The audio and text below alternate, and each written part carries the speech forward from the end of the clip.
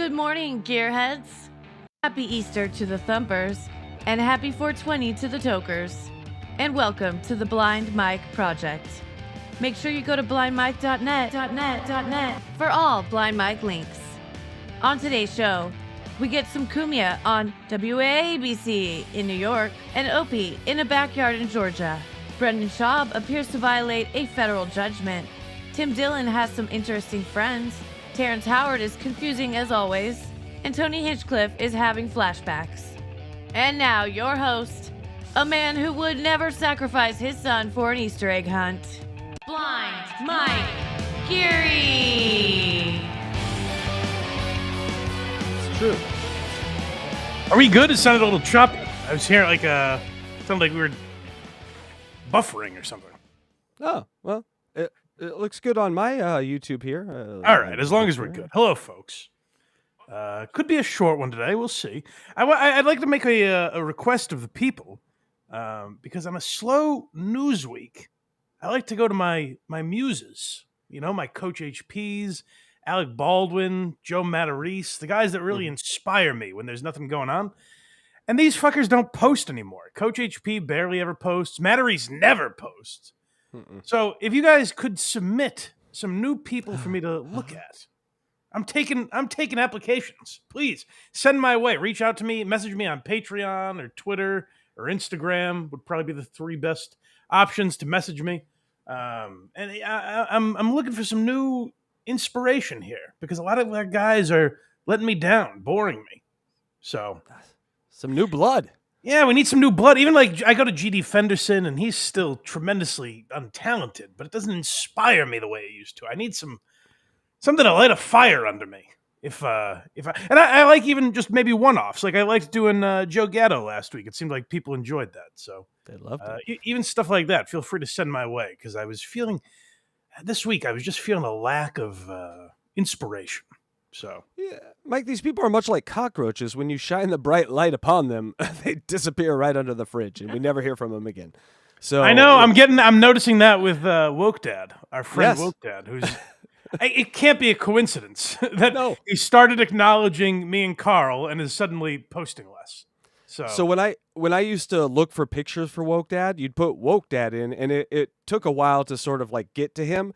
Mm-hmm. Go put Woke Dad in right now, and it's all thumbnails of all the shows. He's famous now. It's weird. It's a strange instinct, I think, and I know the WATP guys talk about it a lot with Patrick Michael. I don't know a lot about him other than their coverage, but it's strange. Like once you start getting that attention that you thirst for, Matarese is a great example of this, where Matarese literally stopped podcasting multiple times because of shows making fun of him. First, it was Red Bar. Then it was us and Carl starting to talk about him again. Like when people start noticing them, they leave. And, you know, you got to give the guys like Stuttering John credit to kind of plow through it. He eventually left too, but, you know, to plow through it as long as even like Ojeda wasn't inspiring me because you have to sift through so much wonky political talk with Ojeda that it takes forever to get to a good curb stomping story, you know? Mike's finally got to the Joey C file, and he's going to be forced to open it. No, it's going to be amazing. No, I'm not going down that route. I don't think. But yeah, if you have anyone that might. Rob Saul is still broadcasting and being annoying. If you want. Oh, is he? More yeah, but he deletes his shows, doesn't he? Yeah, we can grab them for you though. If you would like to see them, we'll get them for you. All right, fine. I'll take a look at Rob Saul. And Clearwater Chad is out there doing his thing too, but it is mind-numbingly dull. But I think that might be its magic. Clearwater Chad, I thought might be a character, and then the more I watched him, I'm like, I think maybe he's in on the joke more than he lets on. It didn't do much for me after giving it a second look. So. Mm-hmm. So yeah, flood my messages with people I should be checking out. I should have. Goddamn, did I watch Carl talk about that Shauna Ray podcast yesterday? Yes. Which we brought it up on Who Are These Socials, and then he dove deeper into it yesterday. Boy, do I wish we just sucked that podcast down because that was a fascinating listen to watch people tiptoe around like. yeah, you're pedophile bait. Like they won't say it to her, but that's what they're all alluding to. It was very weird. So go check that out. I thought it was very interesting. Those guys breaking down Shauna Ray's podcast the other day. Shauna Ray had to be like a Nazi in another life, right? Like she got the worst cards out of any because she a rough deal, and I feel bad for her. I do feel bad for her. Yeah. I feel bad for her family because they're never gonna like have peace because they know that guy that's with her and they got to deal with him forever. Family that family's not good. I would not be. It would. Yeah, it is interesting, but yeah. So send me messages. I hear you're there's some chatter before the show. Craig thinks he's too good to do a show with Electra. Is what you're telling me? Oh no, we're going public with that. Oh, all right, no, but they're listen. I try to. Sometimes I see if shows will work, and they're both doing true crime shows. I'm like, hey, let's put these guys together. And then Craig I'm like, said not interested. Well, I said I should probably watch one of these shows, and I watched one, and they had a victim, and they were just making fun of her hair. And I'm like, Electra's probably not gonna like that. And so I like that Craig thinks it's cool to not care about his show. He's very nonchalant. Yeah, that's awesome. So still in the works. Nothing firmed up yet. Still got some negotiations to do. All right. I don't know why I immediately thought of Shauna Ray and then Craig back to back. I don't know why my mind made that connection. But the other thing that made me think of having no muses, no show next week, most likely, unless something changes. But unfortunately, week off next week. I think Why You Laughing will release an old bonus episode. Anthony Cumia. Or Ron Bennington versus Colin Flaherty on the Anthony Cumia show. May make that one available to the public. Where, I mean, if you don't mind me asking, I guess none of my business. None of your business. Okay. That's right. I may have something to tend to next weekend, but we'll see. Harvest time, everyone. He's got those acres of plants to harvest. That's right. Happy 420. Yeah, I forget. Was there anything else I wanted to get into at the beginning here? I can't remember. But go to blindmike.net, which is where you can find all of my links for this program. Why Are You Laughing? Who Are These Socials? Patreon. You can become a YouTube member as well. Patreon, we just finished up The Baldwins. We just watched the finale of The Baldwins this week, which is a miserably boring show once they got past the trial. It was just essentially... watch this woman shit on her meal ticket and just completely disrespect him at every turn. But they had nothing to do. Like every plot line was, we're trying to get the kids in the car for a road trip today. This is just we're just watching a family. There was nothing they had to do day to day. So you really do need me and Craig's commentary on the Baldwins if you're going to consume it.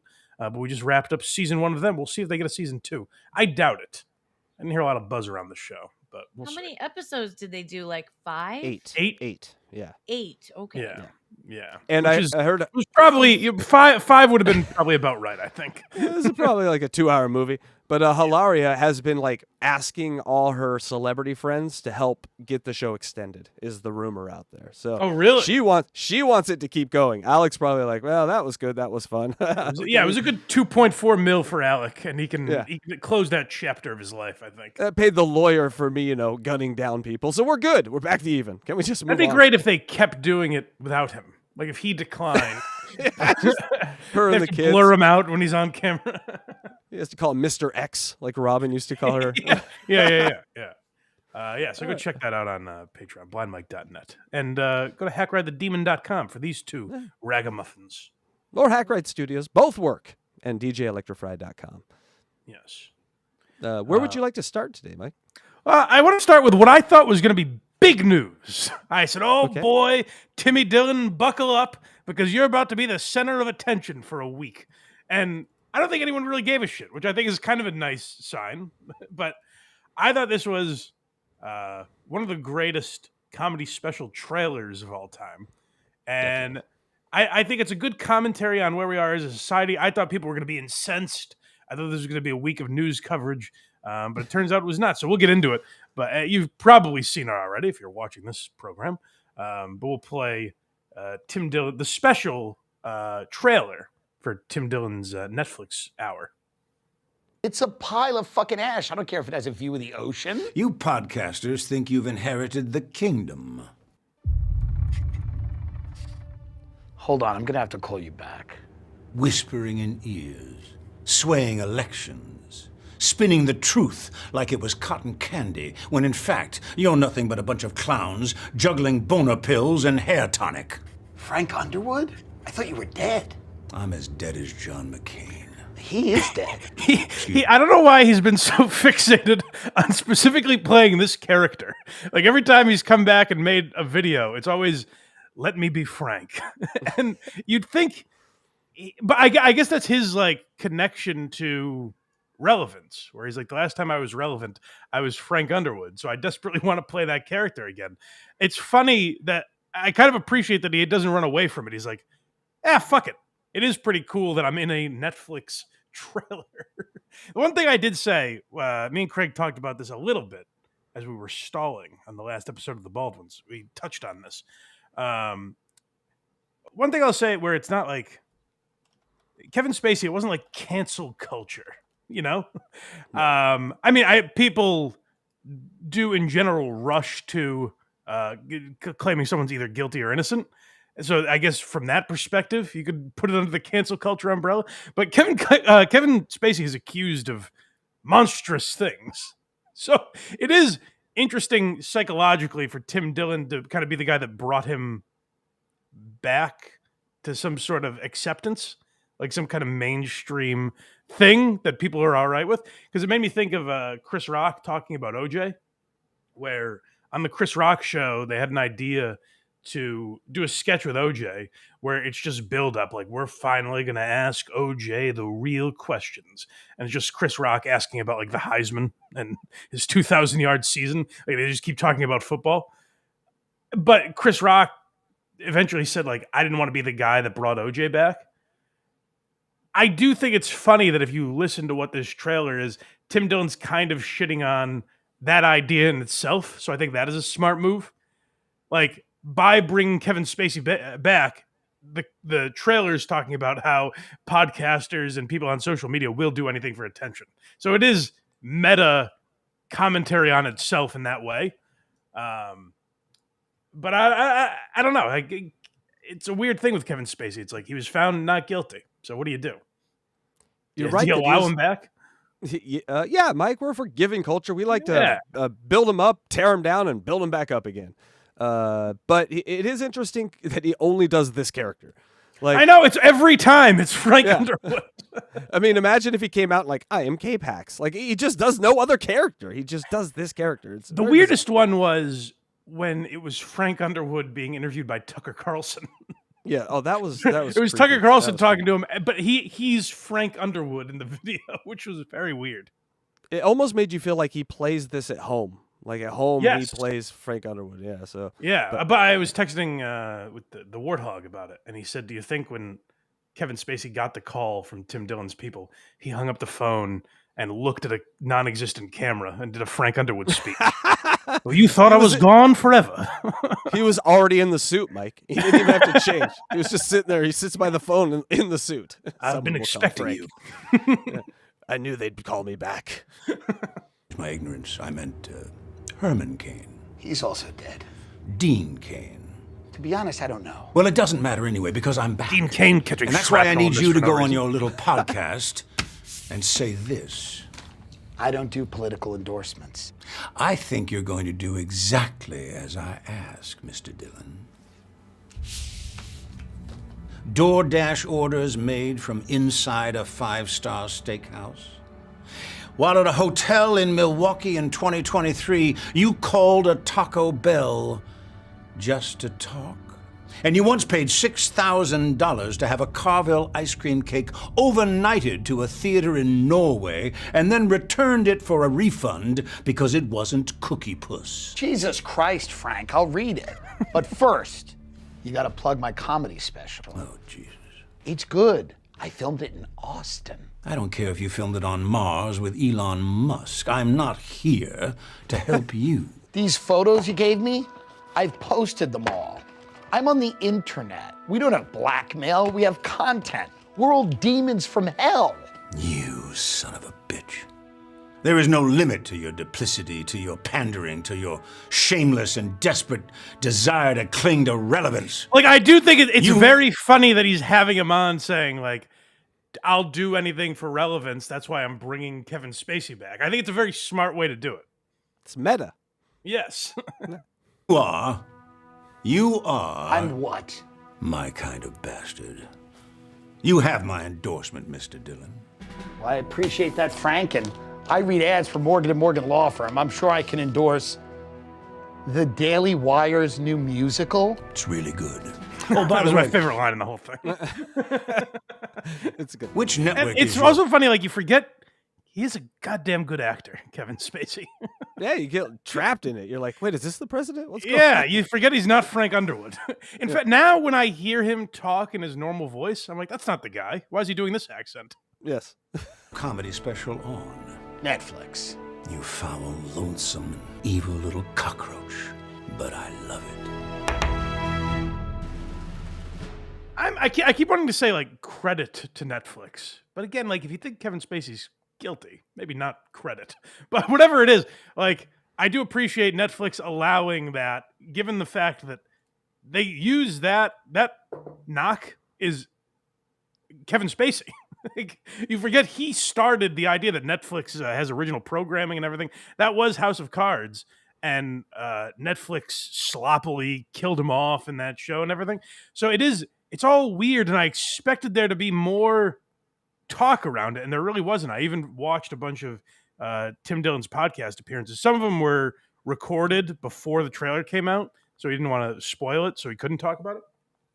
But even him on Rogan, they didn't get into it at all, really. I wanted more of the backstory. I listened to his show that came out yesterday, and I want to hear more about the backstory, but there wasn't any really. So hopefully at some point that kind of comes out, because I'd be curious how that all came to be, them getting Kevin Spacey. But also Tim Dillon's special was very good, I thought. And I think he is a great voice in comedy, where now we're in a time, like we talked about the Douglas Murray thing last week with Dave Smith, and Douglas Murray is still on this thing where he wrote a piece in the New York Post basically shitting all over the experience when he had the opportunity to do that in front of Dave Smith. And he acknowledged a lot of the things that we speculated, where he felt reduced to having to talk to Dave Smith. He felt it was beneath him. But I think Tim Dillon's a great voice of, like, just cutting through all the bullshit. And he's talked about how he did this hour-long interview with CNN that they haven't released yet to promote this special. And on his podcast yesterday, he was basically begging CNN, saying, release the whole thing. Don't put an edited version out. Release from the time I sat down to the time I left. Put that out there. Just put it on YouTube. I get if you can't air it on TV, but put it all on YouTube, because there's a weird time in comedy now where, because of the lack of success that cancel culture was, like, it ended up failing. What cancel culture did is briefly ruin the lives of people like Shane Gillis or Tony Hinchcliffe or any of these guys that got in trouble for a time, even Rogan, where, like, briefly it was a dark cloud over them that probably felt like it wasn't going to end. And then it just made them bigger. So they realized they fucked up there. And that's probably part of the reason you're not seeing outrage over this Kevin Spacey thing, because they feel like they fucked up. But now it's gone in this weird direction the other way, where Tim said they were asking him on CNN, like, why are there no liberal comedians anymore? Why is comedy run by the right? And Tim Dillon threw out John Mulaney, Chelsea Handler, Bill Burr, all these people that are arena acts and left of center. He's like, that's just not true. Now they want the narrative to be that right-wing comedy, like, you can't, if you go against Joe Rogan, you'll be thrown out of comedy or something. I think Tim Dillon's a very good voice that cuts through all that. Like, he does bits about RFK and shit like that, but they're not overwhelmingly political. So I think it's good. I would check it out. I'm Your Mother on YouTube. If I'm on Netflix, sorry, if you haven't already. I thought it was very funny. And what were you going to say? Sorry, I've been ranting. The great points. Cancel culture sort of had two victims, though, because it took great comedians away, but it also elevated terrible comedy. And so now the comedy is sort of, space is filled with like the Tom Myers woke comedians who think they can do their jokes that aren't jokes, that are just I don't know how politics. elevated Tom Myers was. the most famous comedian on the world. I don't know that I really agree with that it elevated terrible comedians. I don't think that's true. Well, you couldn't tell jokes, so who was left? The sort of boring comedians. I don't think that's. comedy. I think that was proven to be untrue. The idea that you couldn't tell jokes. I think if you kept doing it through all that, and I think that's what Gillis proved. Like Shane literally did. And I was like, I was very appreciative that he did this because so many people did the opposite. So many people dug their heels in and became anti-cancel culture guys. Shane got fired from SNL. It was the first time most people have heard of him, except with diehard comedy fans. No, that was the first time his name came up. And then he just kept doing the same thing that he was doing, the thing that got him hired on SNL. He continued doing that, and now he's the biggest name in comedy, essentially. And tremendously successful. So I think I think the problem with what cancel culture is people would call it like a consequence. Like we heard Anthony Jeselnik talk about that a lot, where it's like that there's going to be pushback. If you're doing anything edgy, there's going to be pushback. Just keep doing your job. The problem was they were not getting booked places. Like there was a consequence outside of their audience, and that was the problem. And I think that has evaporated, at least for the time being. But now people don't know where to go next because now people are fake embracing it. You know, like you saw people at the inauguration, people that censored any, like Zuckerberg, his entire company was focused on censoring Trump stuff. And then he's at the inauguration fist pumping when Donald Trump takes office. So there are a lot of fake people, and I think Tim Dillon has been a great voice to call that stuff out. And to me, that's what that trailer represented. Maybe I'm putting too much meaning around it, but that's why I thought it was very cool. Do you think cancel culture hasn't like gone away? It's just transferred over a little. I've heard Dave Serra, this comedian guy, talk about this, where like cancel culture is now like Bert Kreischer can't. He's like, I'm so sick and annoyed of this comedian, but I can't tell you who it is. And so the new cancel culture is like they can't talk about each other. And so it makes it sort of like the same sort of thing where you're telling us you're annoyed by these people. You're telling us this comedian does these weird things, but then you never tell us who it is because you have an internal cancel culture where if you do say who it is, they're going to ostracize you. No, I think that's just being... Well, I think it's... I think two things. I think one, that's just being a person. Like, hey, I don't want to humiliate this person on a podcast. But I think it's weird to bring it up. Don't talk about it then, you know? Yeah, and Brent does that a lot. That, though. Yeah. Where it's like, I can't talk about this guy, but here's this shitty thing that this guy does. And anyone who knows this guy knows I'm talking about him. So it doesn't really matter that I'm not saying his name because people... But I think they're afraid of channels like us, and I don't mean my channel specifically, but channels like Too Lazy to Try, Podcast Cringe, like that. I think they're very afraid of that for some reason, and people haven't figured out. Yeah, people haven't figured out like ultimately that's good. You know, I think people that have figured that out are people like Tony Hinchcliffe. I think Hinchcliffe knows like, hey, if I do a Trump rally, people are going to talk about me. You know what I mean? They might call me a Nazi. They might say crazy shit about me, but it's still attention. And the people that like me will eventually filter through that. And I think people that don't get it, and I think Bert is probably one of those people, they're very afraid of it because the things they're saying are mean. Like they'll click on Podcast Cringe's videos about them and their feelings will be hurt, which is it's definitely a hurdle to jump, and I get that. But I don't think they ultimately realize like channels like that are the reason comedy is as big as it is now, because there's a Sports Center version of comedy where people care enough that they're having 35-minute discussions about you, you know? Yeah. Like I think that's a good thing for comedy. And once more comics figure that out, it won't be something they have to constantly worry about and have in their head. All right, Mike, where you want to go now? Well, I mentioned his name a few times, so let's talk more about Kill Tony, I guess. With Tony Hinchcliffe was on Story Wars. I thought they brought up some interesting comparisons to Kill Tony, but mainly I wanted to play this just as an excuse to talk about Story Wars, which I think is actually a better live show than Kill Tony. I think Kill Tony both gets too much shit and praise. I think people look at that like something you said earlier, where elevating bad comedy or whatever. Kill Tony's a lightning rod for that, where like because Hans Kim and William Montgomery are out like headlining, maybe before they should be, like people blame Tony Hinchcliffe. I blame the people. And I don't want to keep bringing up the Douglas Murray thing, but like Douglas Murray was all pissed off that a guy like Dave Smith has a voice. Basically, he's upset that there's a sort of a following that really trusts guys like Dave Smith or whoever the hell else he was talking about, Ian Carroll or these other voices. You have to blame the individuals, blame the people that follow them. If there are people that blindly listen to everything Dave Smith says without looking into it more themselves, that's their fault. It's not Dave Smith's fault. Dave gives his opinions, and then you can do with them what you wish. It's the same argument with Rogan, where like if Rogan talks about ivermectin, it's on you if you put it in your body and something bad happens. For Rogan, it worked. Like, so I don't know what they were shitting on him for.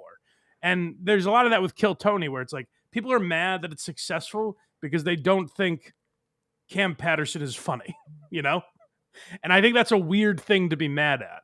I kind of like Kill Tony because I think it does what Last Comic Standing couldn't do.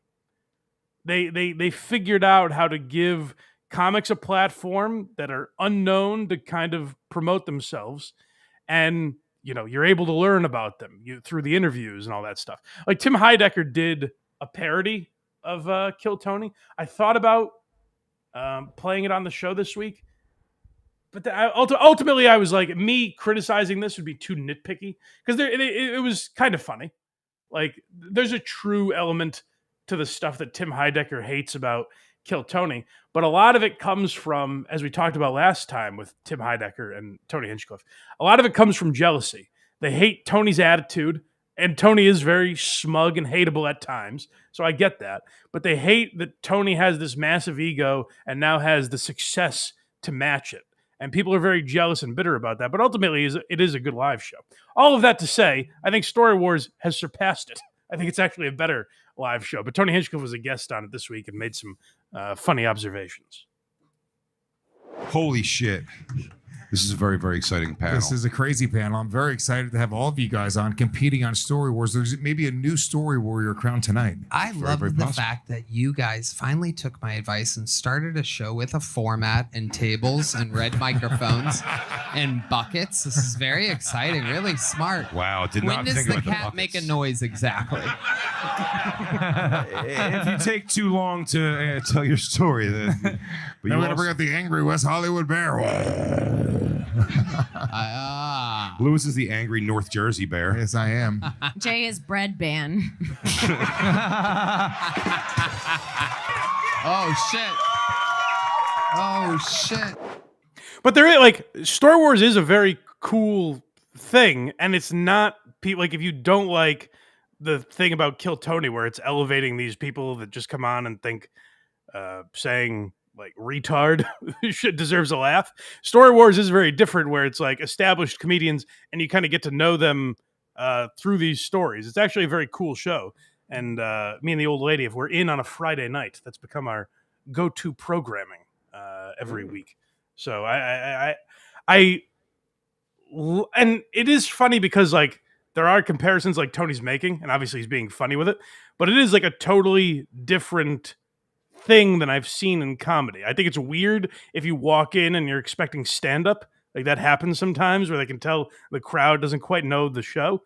But I think that is because it's a very unique thing that they're doing. And I think it's very cool. I'm a big fan of Story Wars, which is why I wanted to take a moment to promote it here. But Tony keeps pointing out the similarities throughout the program. Mike, they're going to tell us the rules now. Okay, good. Yeah, so we're hearing about the rules, which is a similar. Tony does start Kill Tony by telling you what you're about to see. So I guess there's a similarity there. Well, that's every game show, though. So That's fair. Guess whose story it is. And for each story you guess correctly, you get 2 points. And for every person you fool, you get 1 point. Once you write the name on the dry erase board, put the dry erase board in this slot right here and remove your hand. That is your final answer.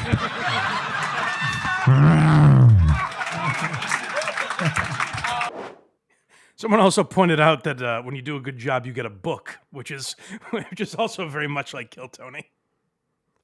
Listen, man, copy what works. Seems to be working. The one thing that is frustrating that holds Gas Digital podcasts back is, and it seems like Alex, their producer, does a good job, but like some of them, Lewis just hires like drug addicts. There are people brought in that at the start, I think, like a lot of the interns, I think, start out working for free. I don't know if they get paid or not. So the staff, I do think, holds them back at times, which is the next thing that Tony points out. Well, you know the feeling, Mike. Technical difficulty. I have a sneaking suspicion this TV's not on again. No, it's going to be on. You're fine, Jim. All right. Okay. Well, then, Alex, without any further ado. Up. This happened the first show, too, right? No, it's Yeah. Okay. Well, It is on? Yeah. okay. Story number 1. It's not on. That's not on. Do you guys have a bigger TV budget? It's not Story on. number 1. We're looking at an iPad. Oh, no. This show ain't going to be picked up I by see the Netflix mouse. anytime soon. I remember Kill Tony was like this 12 years ago. Yeah. I remember. You're We have a building lot it of up. catching You're up to do. learning and working out the kinks. By the time you guys Hey, look, we got the buckets and the red microphones. You know, Rome wasn't built in a day. Yeah, so I'm a big fan of what Story Wars is doing, and I do think it's to me, it feels. I haven't been to Story Wars Live. I have actually been to Kill Tony at Skankfest. Well, I guess I have been to Story Wars Live as well. And Story Wars feels like a cooler experience, you know. Like I hope it keeps growing. Sorry, Mike. Sorry. We mentioned the technical difficulties. Yep, that was just God did that to us. I mocked him on this Easter, and he did that to me. How dare you? Yeah. When I move back to the other scene, anything that plays just starts playing. That won't happen again, Mike. Point being, go check out Story Wars. I called my shot there, though. I said you have terrible producers, and then I called my shot. I really thought that's what you were doing. I thought that was the joke. No, it was. No, totally what I was doing there. Electra, here's some super chats. Ready to read some super chats? Moving on. Yeah, definitely. Okay. But I've never seen Story Wars, so I don't know the premise of the show. I'll have to go watch it. It looks fun. Please do. Coming Friday in at nights. $2, Friday we nights. have Fun OK. Paul posted the Pox Davidson versus Stangle Bro vids. What? Okay. Read it again. I don't Paul think it'll help. posted the Pox Davidson versus Stangle Bro vids. I don't know who Paul is. That's a lot of words. Was this meant for me? I Thank you don't for the know. $2. Thank you so much. Yes. Thank you, buddy. Silent Shape became a member. Welcome to Gearheads. Thank you. Shroom Diff Nuclear, €2. BM, the goose. No, not goose. You know, the thing. I think he meant the goat. I think everyone's high today. What the fuck is happening? Everyone is high today. Send us your money and send us gibberish for the rest of the day. Well, thank you. Alternate Thank you. reality. I appreciate it. All right, Mike, where would you like to go next? I would talk about my boy Brendan Schaub for a moment, if I Oh, could. this got me mad. I gotta wag my finger at Brendan. You're Yeah. fucking up again. Yep. I will say, I'll preempt this by saying, Kyle, our friend Unique, formerly Scion Z, he does. There's a clickbaity thing he does. I've noticed where like he's sort of my source for Brendan Schaub news when it happens, but often he has videos where he's like, Brendan Schaub admits he cheats on his wife, and then you click the video and you're like, that's not exactly what he's doing. But like there's a bit of an exaggeration in his titles at times. But I guess, like I just mentioned, titles like that really annoy Brendan Schaub. And he hasn't learned his lesson. I do think where people really started to turn on Schaub, or at the very least, this validated their hatred of him. You know what I mean? Like, I think before, when people were shitting on Schaub and making fun of You'd Be Surprised, his Showtime special and all that stuff, there were people that like really hated Brendan and got nasty. And I've always looked at like comments and posts like that, like, why don't you just have fun with it? Like, make fun of the guy. Why are you like angry at him? But what Brendan did is give all those people a reason to hate him. He validated that anger by suing this mushed-mouthed former drunk. I think he's got his shit together. Good for you, Kyle. Congratulations. But like, Brendan sued him for making these videos, much like our boy Stuttering John, where he didn't understand transformative content. Unique, to be fair to Brendan, Unique will just like post the clip, like a full, sometimes 5 or 6 minute clip, and then at the end he comments on it. I don't know where fair use comes down on stuff like that, but the idea that Brendan's going to take this guy to court because he's playing a clip of the fighter and the kid and being like, right there, Brendan Schaub admitted he's sad that he's not on the Joe Rogan Experience. Like, why would you need to bring that guy to a court of law? I don't understand that. But Unique is talking about a copyright strike that he got recently from not Thick Boy, not Thick Boy Industries, but one of Brendan's people, I guess. Mike, that's my favorite voice you've ever done. Please do it again at some point. Maybe. We'll see. Delicious. Yeah. Brendan Schaub once again going after my YouTube channel, even though he lost a federal lawsuit. So let's go through this. I got this email. The visibility of your video is not impacted, but you can no longer monetize it. The copyright owner is now either monetizing it or receiving analytics about it. This is not a copyright strike. And all right, hey, baby steps, Brendan. At least you're not suing him this time. That's good. He's just trying to get the money for the time he cheated on his wife and quit stand-up. He's like, I get the money. Again, I don't know anything about him and his wife. I don't want my videos taken down. I'm sure he's a very loyal man, for all I know. Channel. This is Brendan Schaub admitting he cheating on his wife while he was explaining why he quit stand-up. Content used, Chopsticks Challenge, and fan questions with Brian Callen and Brendan Schaub. Content owners Ben Pixels. Content type audio and video, not monetizing. So let me explain what's happening here. He did another copyright claim on a video, but in this, on one of my videos, but instead of taking the video down, he's trying to have all the ad revenue from that video go to him and not me, which he's not allowed to do. The federal lawsuit covers this. Now, he tried doing this a couple of weeks ago with that Chris D'Elia video. I disputed it, and they immediately dropped it. But he's using Ben Pixels, and he did the last time too. He's not using his own company, which he's not allowed to do. He owns Thick Boy. He's Brendan Schaub, and if he wants to claim copyright, he has to use that company. Because of the federal lawsuit, he's trying to circumvent that decision, because you know what would happen? YouTube would delete his channel because he's doing false copyright stuff, because he already lost a federal lawsuit involving it. It's hard to take Kyle seriously. It's hard to listen to him. But at the core of what he's saying, Brendan, and I'll try and defend my guy again, the Thick Boy. Maybe this is just some underling thinking they're doing the right thing. Maybe it's got nothing to do with Brendan and he doesn't know what happened. But Brendan, tell your people, just stay the fuck away from let him do whatever he wants. Why do you keep embarrassing yourself with this stuff? And it is like, goddamn, we need to get Brendan to watch this show, because I try to tell him every time we talk about him, let people make fun of you. In fact, that should be your character.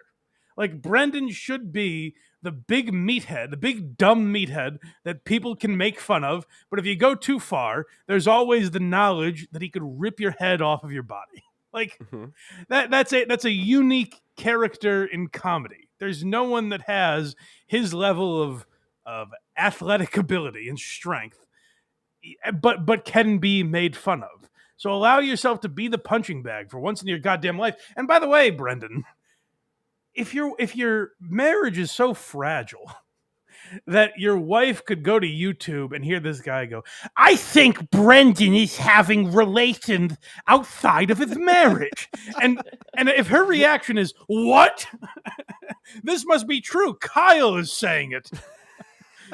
Like, if your marriage is so paper thin, do some self-reflection on that. It's not poor Unique's fault, for God's sake.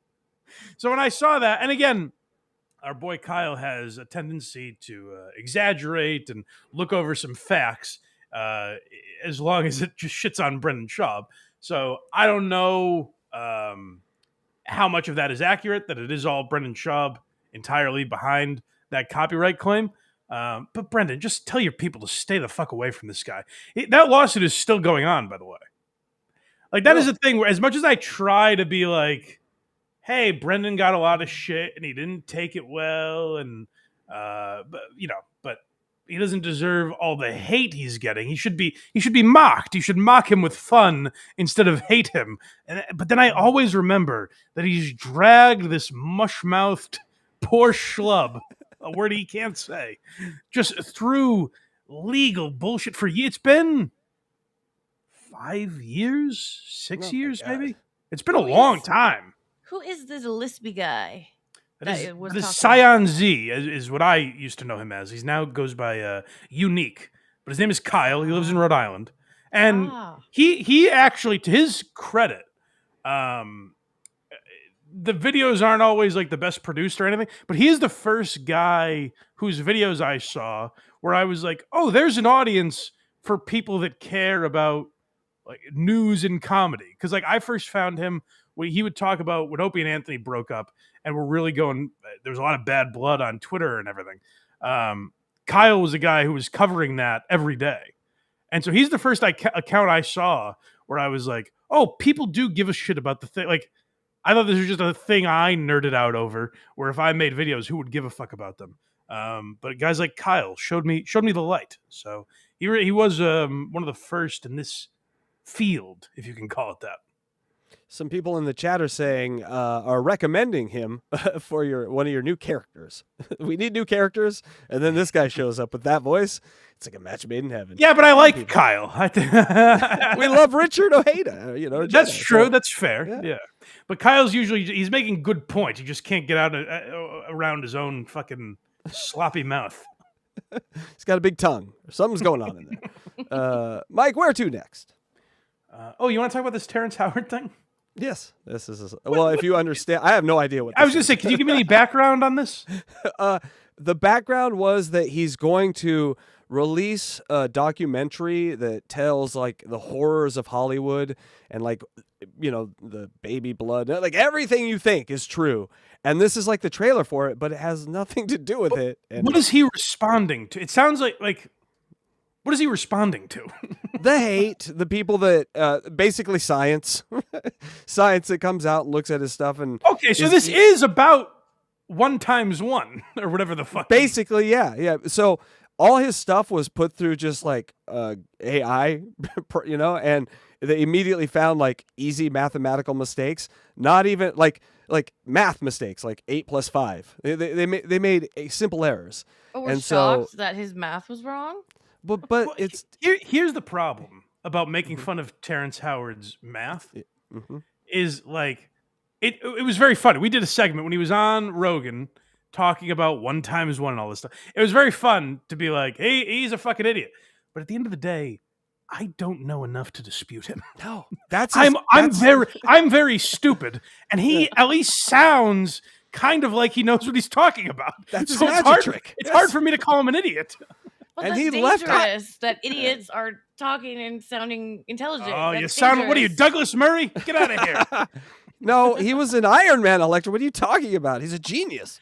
you're right. Like, yeah, that's true. Really, all I'm going on is like the guy from Hustle and Flow thinks he's a mathematician. It can't be right, but I don't know enough about math to dispute it. It's either Britney Spears or Einstein, and we'll never know. We'll never know because we're not crazy or we're not a genius, so we'll never know. It's like in Always Sunny when Charlie's explaining why he burns the trash. And Mac goes, I'm certain he's wrong, but I don't know enough about science to dispute it. That's the feeling I have when I listen to Terrence Howard. Can you read what is the tweet that goes along with this? Because it has nothing to do with the video, as you said. Well, like I said, the tweet that goes along with it said, Terrence Howard is going to come out against Hollywood. He's coming out against Hollywood swinging, and he's going to have a tell-all documentary about the horrors in Hollywood. And this... Yeah, like and then Diddy and this, stuff is what he was mainly... Right. And this is the video that accompanies that tweet. Just nonsense. If you want to tear that down, have the decency to come and say it directly to my face. Get a microphone. Say it like a man. If you're going to talk about the geometry, have other geometries to argue against it.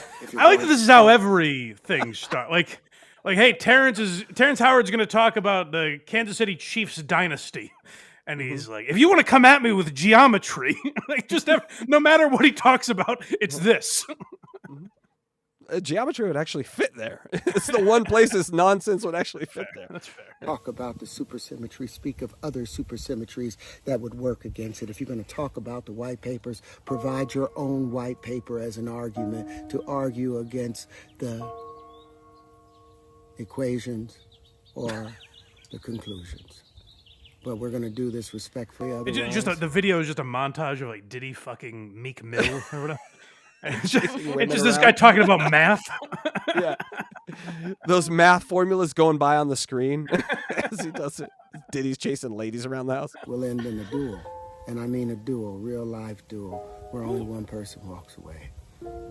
That's how most math goes.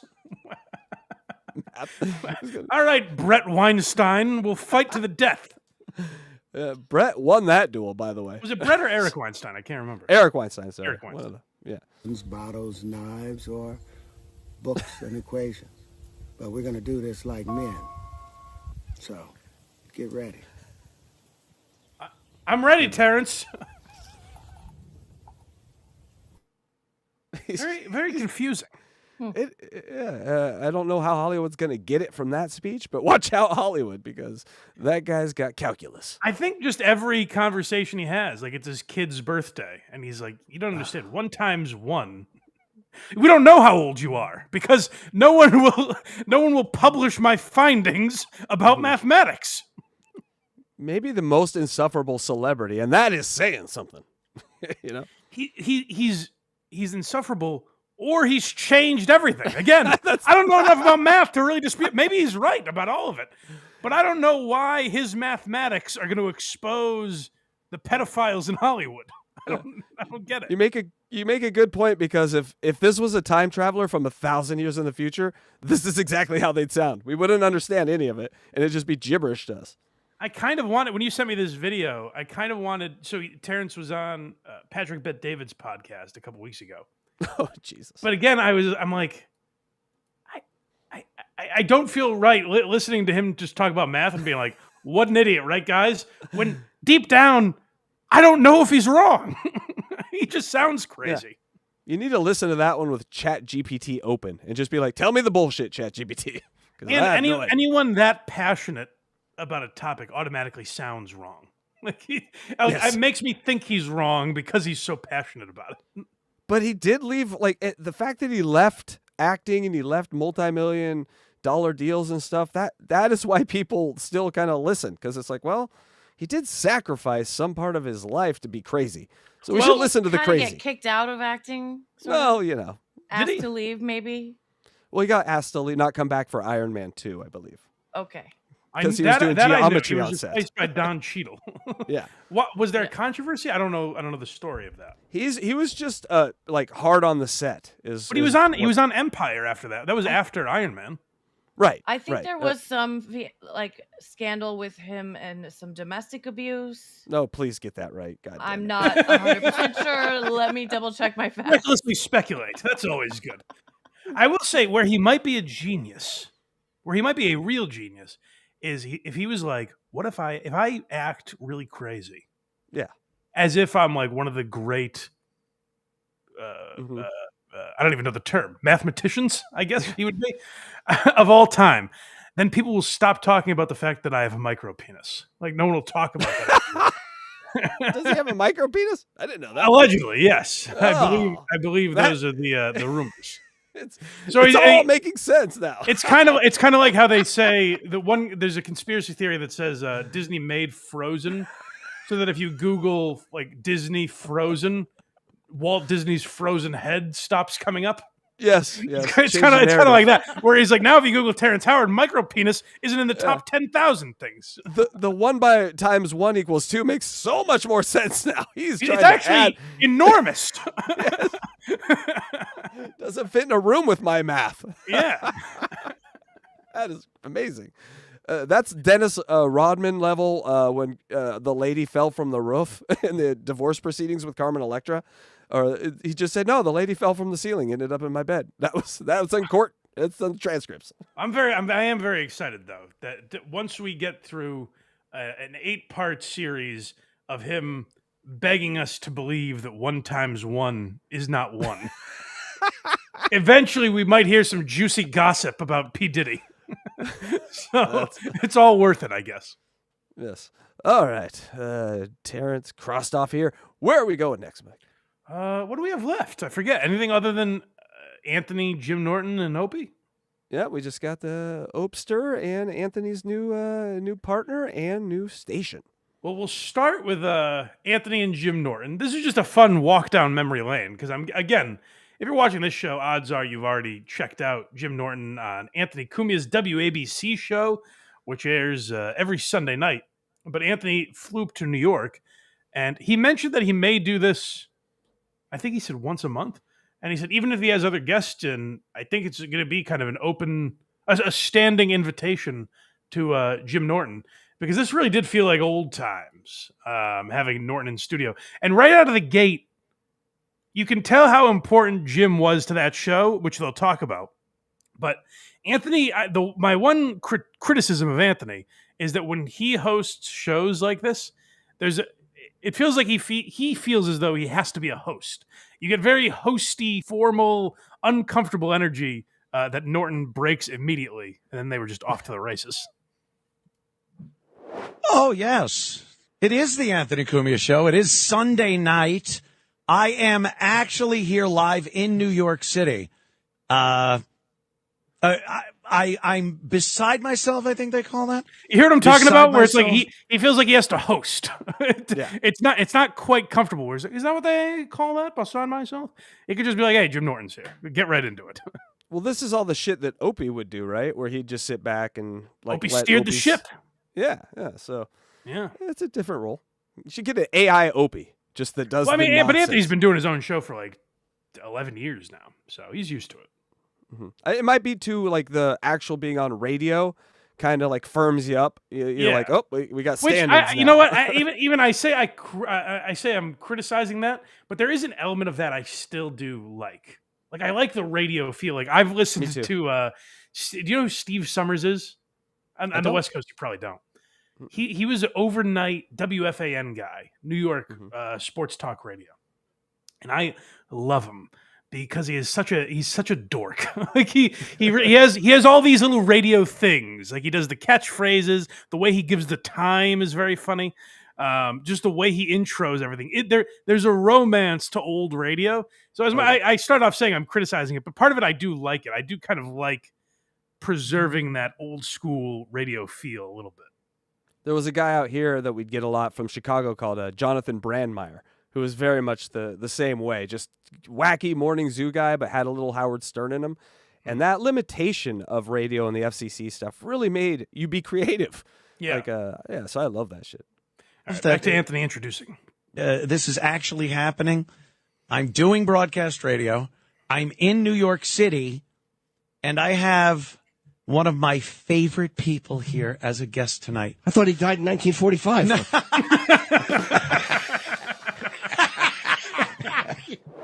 And just immediately getting that Anthony cackle There are great compilations of Jim making Anthony laugh and Anthony making Jim laugh.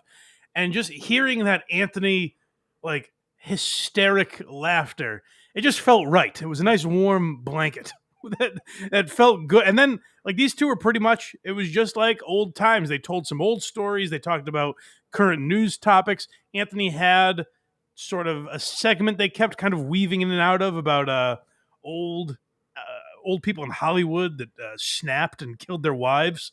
So that gave him a good, like, anytime there was a lull, they would go back to that. It was very nice to hear. So if you haven't checked that full episode out yet, it's like very smart of WABC, by the way. Just the audio version on YouTube, which if you're just posting audio on YouTube, it's hard for that to really do numbers. Last I checked, it was like 50,000 views. So, like, I'm sure that's, 10x more, if not more, than anything else WABC is putting out there from their usual content. And this is just a guy doing Sunday night shows. I would be surprised if they don't very soon implement video for this program. I would think that just makes sense. Because essentially, they brought Anthony on to do a podcast. Like, it's on terrestrial radio and syndicated in a bunch of different markets. But I think they brought Anthony in because of his online presence. And you can see that by the numbers the podcast is doing just on social media and stuff. So very, very, very smart, a rare smart move by a radio company. With Cumia and Norton getting back together and Come Town doing shows, Mike, is this the golden age of podcasting? It's very nice. And you know what?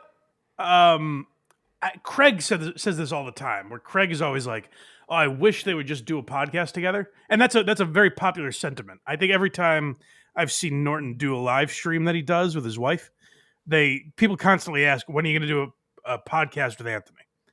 I kind of like that they just pop up on each other's shows once in a while, because eventually those same people that are like, "When are you going to do a podcast together?" If they did it every week, I don't know, by week 6, those same people would be like, "This sucks. It's not the same as it used to be. You guys are soft now," whatever. Whereas, like, when they pop up once in a while, there is, it makes it special, So I would definitely listen if they did a podcast every week, but there is something nice about it being a little more rare, Right, because the world is now littered with people that were inspired by Come Town and Opie and Anthony doing shows. So that's why I say it's like the golden age, because it sort of feels like they're there with their kids, and you can listen to any of them now. The only one that sucks is Howard. Fuck you, Howard. Why are you the only one that sucks right now? God I know. Damn it. If he came back right now, with all these, it's impossible because Artie is, for all intents and purposes, gone. Yeah. I think the only way that you would get Howard back is if, like, Artie came back, because I think Artie would be the one guy. Gilbert's gone, obviously. Like, there's no one that could really bring the old Howard out. The one guy would be Artie, and I just don't think I don't know if he's there anymore, Well, and Howard would never do it, obviously. No, Howard would be the sticking point there. Artie, I've heard, actually, Luigi had some news on Artie that he was sort of spotted in the wild, and he kind of looked good. So good. That was the rumor about Artie. That's amazing that he's been able to hide the way he has. Totally. Because you would think even just, like, there are enough Stern fans out there that even if he just went to CVS or so, you know what I mean? At some point, someone would snap a picture of him or something. Maybe that's just the level of respect we all have for the dude. I wouldn't. You wouldn't. You know Vince what I'm saying? Vince the lawyer didn't. Vince the lawyer. Yeah, well, that's, lawyers are hardly human, Mike. I mean, come on. We know this. This next one's called Bombing. So this is them talking about, and I really appreciated it because we've heard a lot of Opie lately completely just slaughter, like just hack apart what he claims Jim Norton did for the radio show and just completely misrepresent what Norton brought to that show. Jim Norton, in my opinion, is the most important part of the Opie and Anthony show because of what he brought, and Anthony is going to explain that here. So I see all these things that are Jim Norton, but they're lip liners. And then I'm like, it's just, she's doing it like to beat the system. So my credit card goes higher, but she's like, look, I only spent $1,000. These are Maxim condoms. They're not mine. They're Magnums. Maxim. Suck. I suck. Ugh. What's wrong with me? Maxim. Magazine cups. Oh, Uncle Anthony. Those are the what are those? The Maxims? The Maxim sizes. screwed that up. That's all right. It happens. Stink. No, I know, but it's an unfixable. Oh, I know. Because I knew what you meant, Yeah. but it didn't matter. There's just no way to fix that in post. It was years ago when we were doing the O&A show, and before you came on board, screwing up or bombing was a nightmare. It was something that we would just not want to acknowledge. You look down, you plow ahead, and the face you would make. And I still watch videos to this day when all the comics are in, and you know, DePaulo and Voss and Patrice and Colin, and someone would bomb. They'd say something that was not funny, and you got this look of joy on your face. Yeah. Like smiling, nodding your head, looking at him, going, "Yeah, that tanked." There's something so satisfying about it. Like I truly do love unfunny things sometimes. Yeah. That is so. If you ask Opie and Anthony fans their favorite part of the show, and I'm sure there are some people that miss the days of the shock jockery. You know what I mean? Like, 50,000 gallon, whatever the challenge was, 50,000 gallon drum challenge. I've always fucked that up. Whatever it was, wiffle ball bats and the pussy and all that kind of stuff.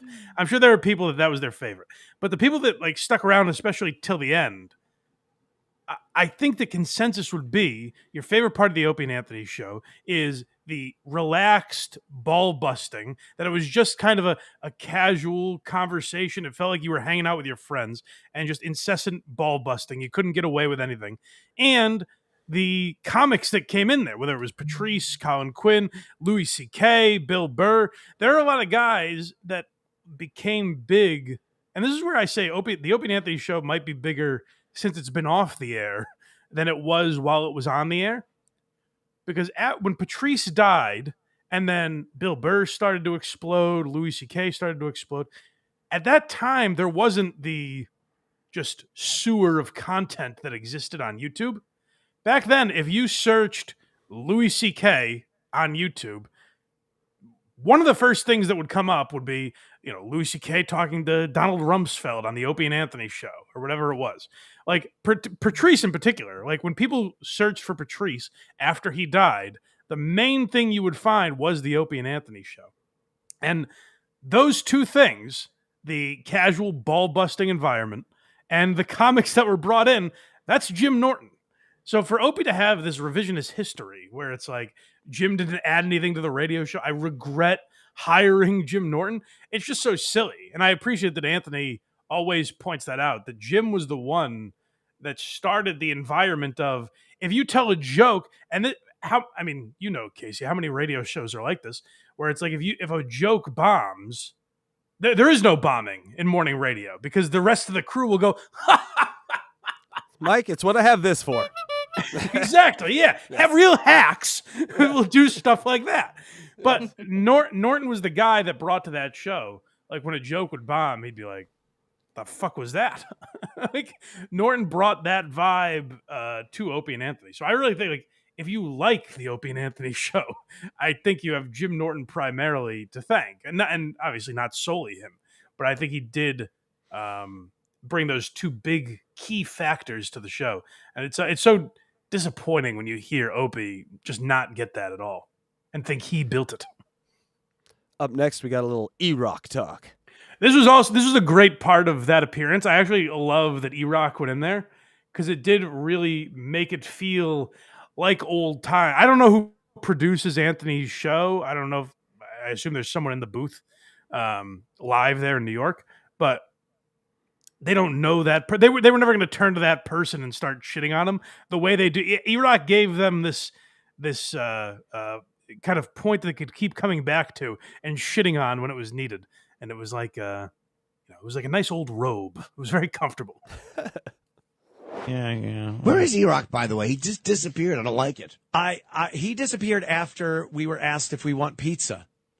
You think I bet he's waiting by the elevator with a feed bag under his mouth, sitting pretty with his paws up. I'll take this. He just tips it.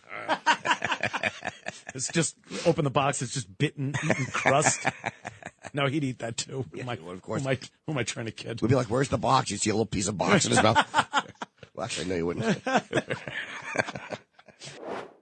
It was so I loved that E-Rock was there, and there was even a point later where Anthony was making whale noises, making fun of E-Rock, and E-Rock called it out. This was the big difference between having Opie in the room and not having Opie in the room. You got a taste for it on this WABC show, where E-Rock said to Anthony, he was like, "We're really doing a 20-year-old bit," and Anthony laughed. When Opie was in the room, you couldn't talk back to Opie in that way, and you know. People might say, "Oh, he's a pussy for not talking back to Opie or whatever." But if you did, it would create this just uncomfortable energy. You know, like you could make fun of Opie, but if you did, like he would ruin your life and just tank the rest of the show, and it was just uncomfortable. And that fog was gone. It was nice to hear them make fun of E-Rock give it back to them. It really was good to hear the guys back. I liked it. Or like Anthony said when we were here a couple weeks ago, Opie would tank negotiations for the new contract and make you sweat if you have a job for the future because you made him mad, you know? Right. And it was so he could hold that over you and be like, hey, I'm the reason you have a job. Yes. On the radio is what this one's called. It's just funny. And this kind of goes back to our earlier discussion about like cancel culture and stuff, where I don't know how many other radio stations are doing this, but props to WABC, because I know from working for Kirk for as long as I did, where like I know what dealing with radio was like from him telling those stories, where the radio business was so ultra sensitive. And there's a million stories about like radio more than anyone was petrified of getting hearing about an email to a sponsor or something like that. So props to WABC for just letting it fly with the Anthony show. Look, we all whenever we get on a plane, you always think like, you do a little. Do you have a ritual? Do you pat the side of the plane door or? I do. I spank it on the. I do right on the tail fin. Go on now. Get us here safe, girl. And then there's an engine in the back. I'll put my fingers in it. Rub them under the pilot's nose.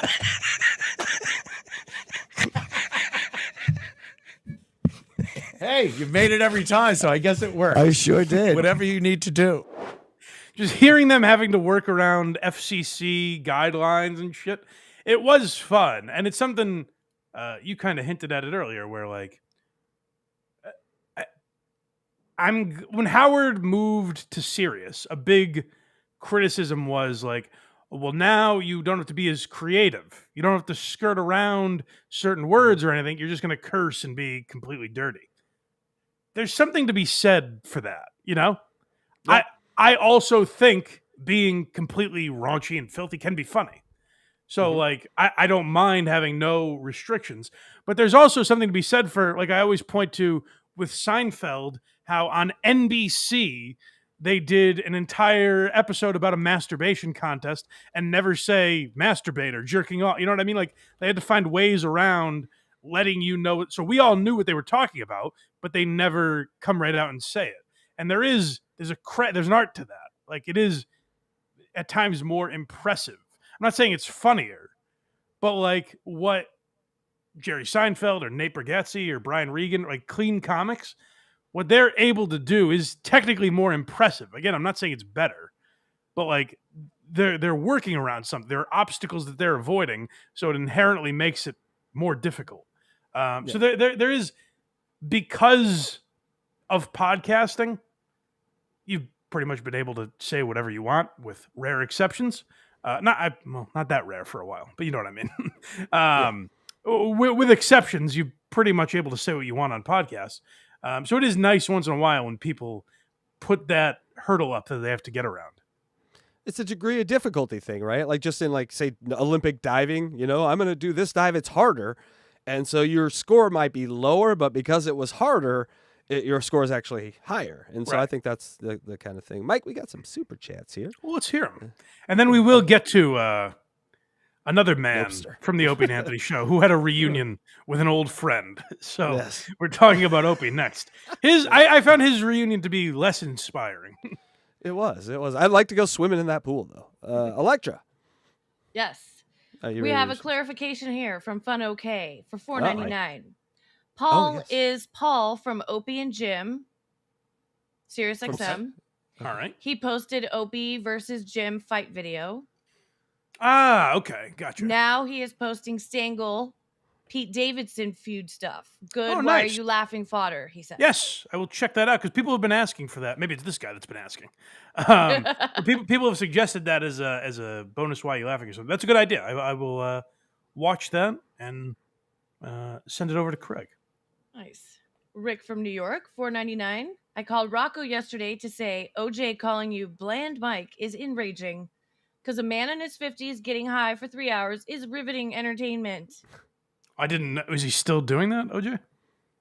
I had not heard. He's sort of been MIA from. Well, that's fine. I mean, OJ's allowed to make fun of me. I spent plenty of time making fun of him. Ray But I appreciate your support, sir. Perbutt, $1.99. Mike just discovered a new character, Blind Kyle. I like Kyle.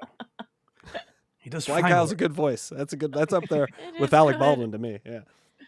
Brando coming in with $2. Happy Easter, Mikey and the BMP fam. Love Brando. Well, thank you, Brando. Very sweet. Thank you, Brando. It's no NPR Mike. That will always be my favorite. Oh, is that right? Yeah, I love Thank when you, I yes. found that. I found I thought I found something like a gold chest full of gold. Yes, thank you. Yes. NPR. I haven't done that in a while. No, we need to find a story where you can break it out. Let's get into the Opster, shall we? Oh, we got a few more here. Electra. Oh, okay. Just get through this. Oh, We get fun yelled Oh, at. you Don't people, worry. you're piling in here. I know. Too much. The time, the waste of, just kidding. Fun, okay, gifted one, BMP membership. Woohoo. Thank you, Thank Fun, you, okay. Fun. Thank you, buddy. Yeah. And one last one here. And of course, it's this one. Dawn Fried Chicken. Craig said he couldn't be here because he's busy hiding his candy in my daughter's eggs. Pretty weird way to phrase an Easter egg hunt, right? That is unusual. Yeah. No, Happy Easter. Craig has a very steady girlfriend who was just on Right. the Unplanned podcast recently, and Carl covered it yesterday. So go check that out. Really? That's beautiful. Yep. Yep. Really. We did an interview with Craigers last week, and it was educational. Oh, good. We'll check that out as well. Yes. I could tell you some things we learned from it, but I don't think you want to know. So we'll just move on.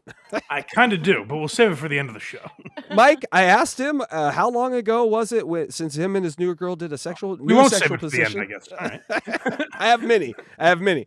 And he said not that long ago. So he's still discovering his girl, which is fun. See, you didn't. Terrific. All right, He didn't want to know. time for some Opie. All right, yeah. Opie. Let's move on, I suppose. Opie is reunited with the infamous Buzzy. I remember hearing stories of his days at Geneseo hanging with Buzzy. And boy, is Buzzy a dreadful bore. Anthony Cumia, I don't know if he was trolling or what happened. Anthony Cumia tweeted out that this was a very good episode. He goes, I got to give the Opster props. This was a good episode with his old friend Buzzy. He was actually prepared. And I checked out the episode, and I tend to disagree with Count Cumia. So let's get into it, shall we? Let's see what this is. This is Opie at his best, according to Anthony Cumia. So we're getting the best version of Opie here. Let's see what he had to offer down in Atlanta, Georgia. Yep, live from Atlanta. I'm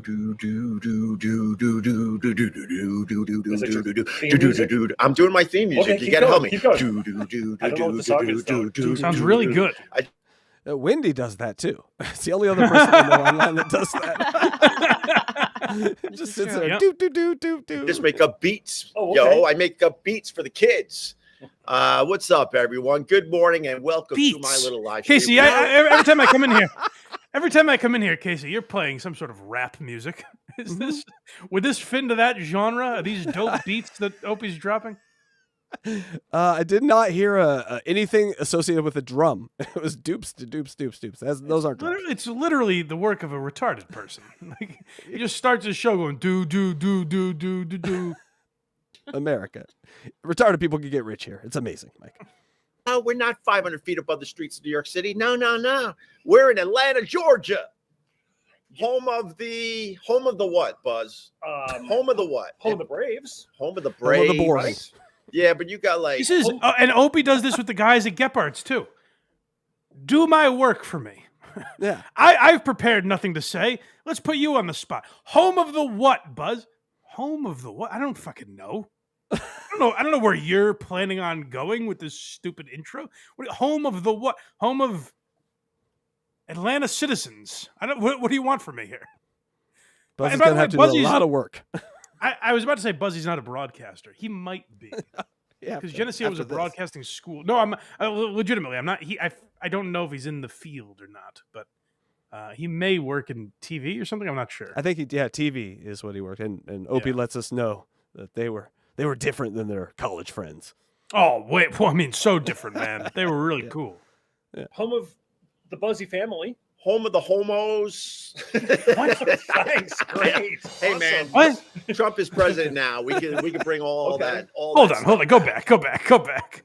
That's like culture shock after watching Jim and just out of nowhere, a ham-fisted homos. Hey, Buzzy, what is this? Home of the homos? Nice. Home of This the guy really homos. slammed Atlanta. Thanks, great. Hey man, Trump is president now. We can bring all that stuff back. What does that mean?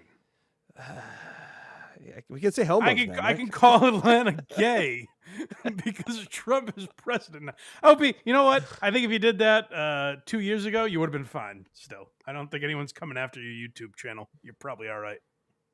Time to talk about family, Mike. Oh yeah, this was a little weird. Well, Opie will explain, and I have my thoughts.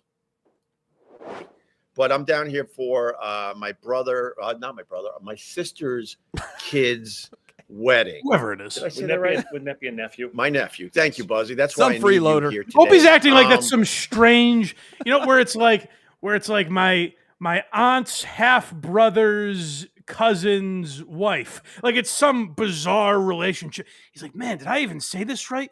My sister's child? It's not.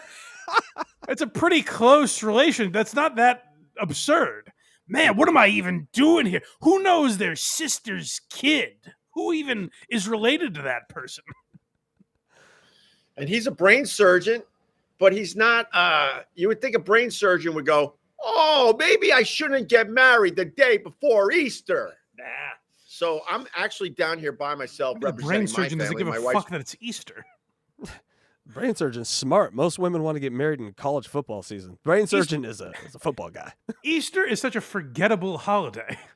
The most forgettable. Who gives a fuck? Even so I have to go to my my ladies' side of the family after this, and they're not religious. And I was like, oh, that's weird that they're not. I should say they're not Catholic or Christian at all. But I said, that's weird that they're doing something for Easter. And she goes, I think they forgot it was Easter and just wanted to get together. So, I literally forgot it was Easter. Yeah, this is not that big a deal, Opie. Egg-based holidays don't get the credit and recognition they deserve, Mike. But I think he goes on to explain a little more, which is very interesting about this family dynamic he has. Back in New York, getting the whole Easter Sorry, go back. together. We paused it in a weird spot. Go back a little bit. Yeah, no problem. I'll back it up here. Wouldn't that be a nephew? My nephew. Thank you, Buzzy. That's why I need you here today. And he's a brain surgeon, but he's not. You would think a brain surgeon would go, oh, maybe I shouldn't get married the day before Easter. Got him. So I'm actually down here by myself representing my family. My wife's back in New York, getting the whole Easter thing together. I roll in all nice, really tired Sunday morning. Isn't that bizarre? Yes. He's going to his nephew's wedding. Why wouldn't the wife go with him? Yeah, you She's can't staying travel on Easter? What's She needed time away. She's staying home for Easter? It was I think a that was deal an breaker. excuse. Yeah, That need some doesn't free make time. any sense. I can't imagine if I said to my girlfriend, let's live in a world where we're married and that we have kids. I can't imagine saying, hey, this very close relative, nephew is a pretty close relation. I don't know how well they know. Maybe they don't know each other at all. But I have a nephew getting married on Saturday. We're all going, right? No. It's Easter. So we're going to stay and prepare for Easter. and you can rush back late Saturday night. Why go to this? The pool. Send a gift or something. Yeah, they needed some time away from each other, Mike. I'm telling you. Well, I mean, a lot of people speculate. I don't know what Opie's personal life is like. That sounds like a guy. Put it this way. It reminds me a lot of a podcaster who was like, we haven't been swinging and doing drugs. April's right upstairs in our marital home. You know what I mean? It feels a little like, oh, I'm going to represent my family. It's your nephew's wedding. Your family is represented. The parents are going to be there, you jackass. What do Oh, I hope Opie's here to represent the Hughes family. I like in your scenario with your children, Mike. Can I suggest Casey as a name? It's a unisex name, good for both guy and girl. Maybe throwing that out there. You know? Yeah, and when's that scenario going to happen? Well, keep it Mike. Mind your business. I mean, you are getting up there, Mike. Your clock's ticking. Getting up there. I'm 33. Oh my God! Mike's back in New Goes York, by getting fast. the whole Easter It thing does. together. I roll in all nice, really tired Sunday morning, and hopefully have a good Easter with my family. Is Papa going to be home for Easter? We mustn't hunt until Papa arrives. He must be a nightmare to his family. By the way, his kids, I did the math, just as I listened to the Opie and Anthony. Maybe this sounds creepy to you, but I listened to the Opie and Anthony show, so I just know the timeline of when his kids were born. They're 15 and 13. Okay. They don't believe in the Easter Bunny. No. What? And he mentions, I don't think we have the clip, but he mentions in this episode, he's like, yeah, we had to lay down the law because my daughter gave my wife a list of gifts she wanted for Easter. It's like, boy, how spoiled are these kids? They have an Easter wish list? What is this holiday to the Hughes family? Next one's called Very, Very Interesting. Does Opie have to show up is he coming home in like a big bunny outfit? Is that why? They're like, well, Dad's not here, but look who is. I mean, from some of the stories he tells here, he sometimes leaves in a huff with his family. And so maybe the wife is just sick of having to pack up the kids every time he leaves in a huff. So she just doesn't go anywhere to his family stuff. That's very strange. I can't imagine going solo when you're married with kids. I can't imagine going solo to a wedding like that. And the excuse, by the way, if the excuse is Easter, wouldn't it be like, oh, we have to spend Easter with the family? Yes. They're all in Georgia for this fucking wedding. Yes. Maybe I'm too Anyone focused ever on it, but it's seen weird to me. Opie's wife? Has she ever been seen? Bam Margera has seen her, from what I've heard. But Yeah. All right. Very, very interesting. Is this next one? Last year. Right. So we've got my bootleg video with soundboard audio. Masterpiece. And Springsteen, Springsteen released the actual Yes. show that you He recorded. released the audio, okay, but all right. we used my video, and a guy I know out in Las Vegas married the two together. And it's doing well online with the Springsteen Yeah. fans? Oh, yeah. Oh, damn, man. Yeah. That's pretty fucking cool. All right. So the flight down to Georgia was very, very interesting. I was on a That's jet. important. Very, very interesting. So buckle up. This is good. This is worth two varies, the story you're about to hear here.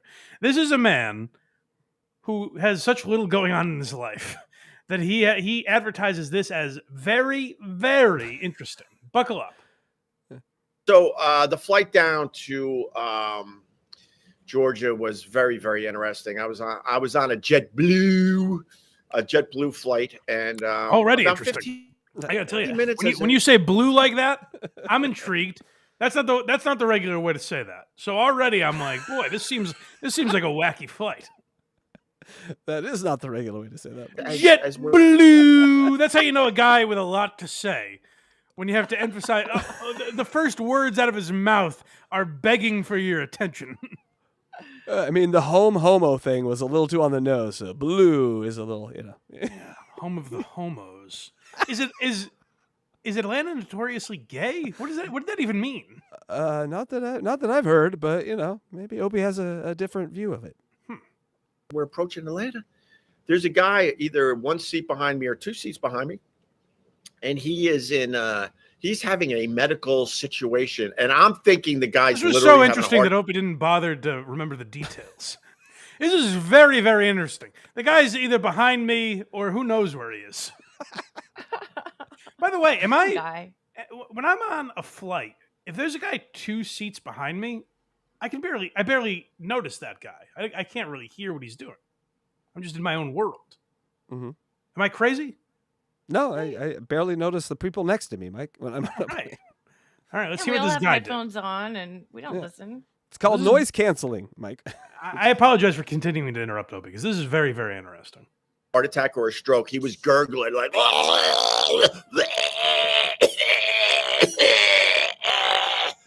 and I'm just waiting for whoever's with this person to start screaming, "Is there a doctor on board?" But it never got to that. And then finally, the flight attendant, who was a bitch, she wouldn't let me hang my goddamn wedding suit. She goes, "Put it in the overhead like everybody else." Can you tell I don't? Hold fly on, first that's class not anymore? that's not being a bitch. That's what they have to do, right? Yeah, it's the same. Take my bags, ma'am. It's not her job. You go with the stuff you could. You don't get to bring clothes from home and have them store it up in the fucking captain's lodge. You wanted to hang it on the window. So I guess that's a thing. I'm in the same position as Opie. I guess that's a thing that usually happens in first class. That they'll hang your suits for you or something. Maybe. I've never seen it. I've never seen We don't anyone know. try it. I've We're- never seen anyone. do We're it. not that type of people, and neither is Opie anymore. Apparently. Super Take my interesting. bags, stewardess. Anymore. Cheers to everybody. What? Oh, Cheers. a peanuts Yeah. mug. Nice. Finally, the flight attendant. This story literally is 10 so minutes. interesting.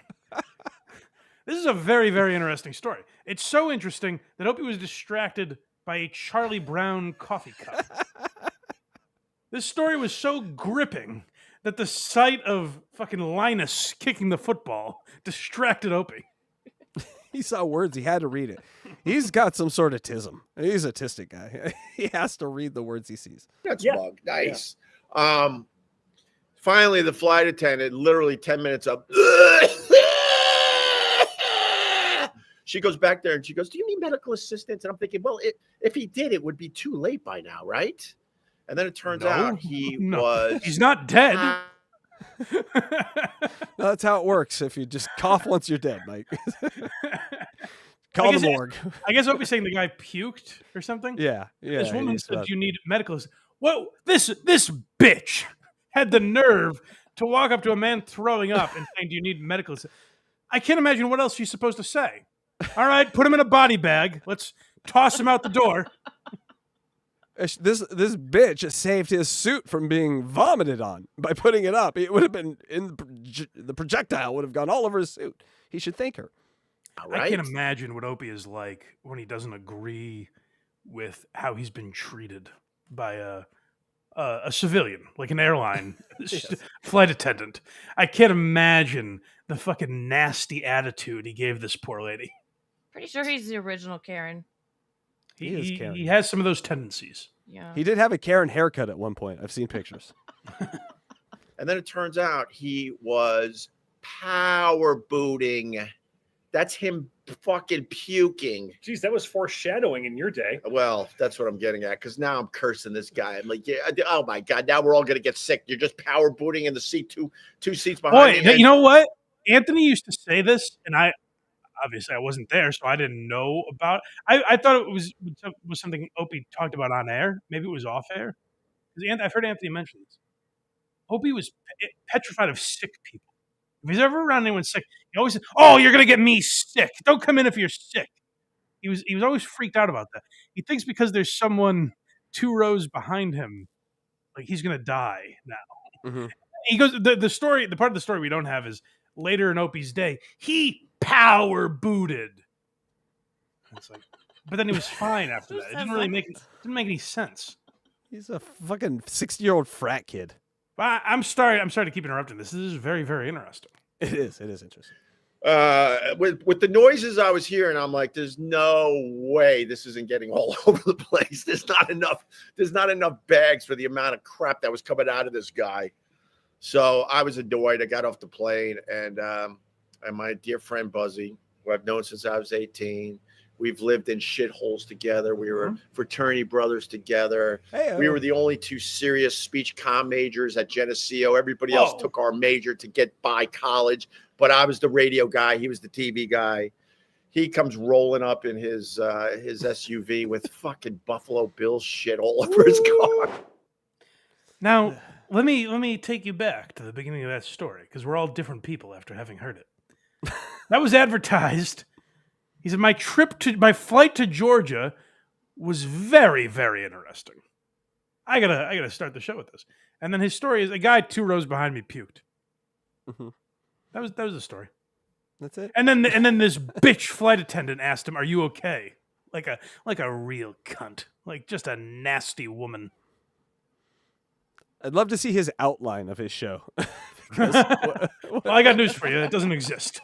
Okay, it can't. Well, he has a lot to discuss, though, with no outline, Mike. That's the next one.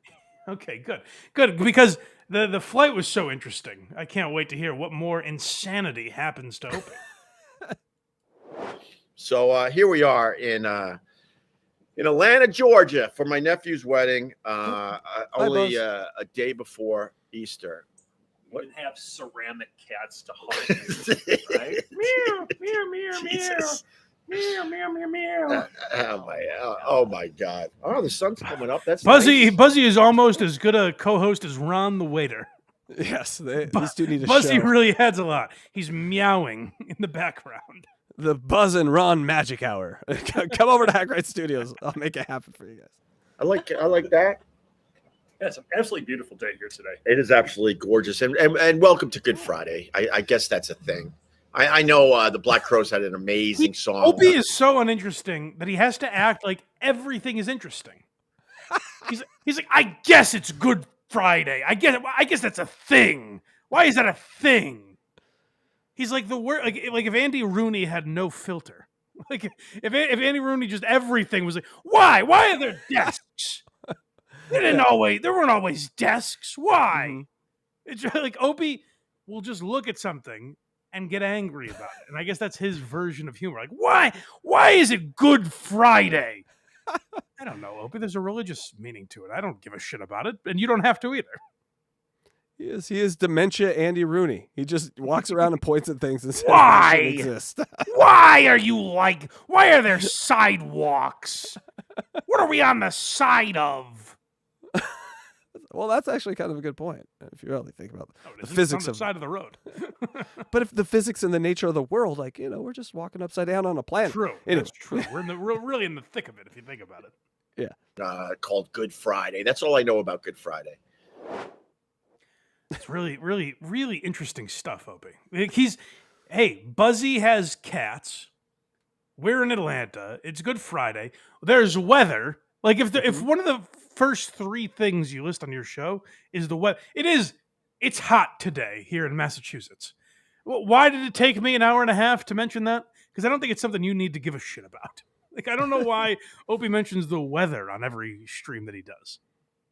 Well, we're going to talk some brain surgery now, Mike. Brain surgery. Okay, good. Well, this bastard nephew of his is a brain surgeon, and Opie has some thoughts on that.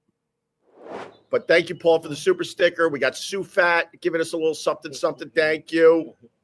I appreciate it. I got to pay for gas because this man really helped me out by this guy was making millions of dollars a year. We're giving him gas money so he can stay on his buddy's couch. His buddy's loaded too. Is this 2 rich guys high-fiving over $5 super chat? I don't know what Buzzy does. I guess he lives in Deion Sanders. When Deion Sanders played for the Falcons, he lived in Buzzy's neighborhood. Buzzy's not doing too. Someone's doing well. Buzzy's doing all right. Very well. Yeah. But that's been it so far. Now I'm just getting ready for the wedding with my nephew. Yes. I mean, I'm excited to be here, but the timing stinks, obviously. And my Opie loves Easter. I've never heard a man this depressed that he's missing Easter. I don't get it.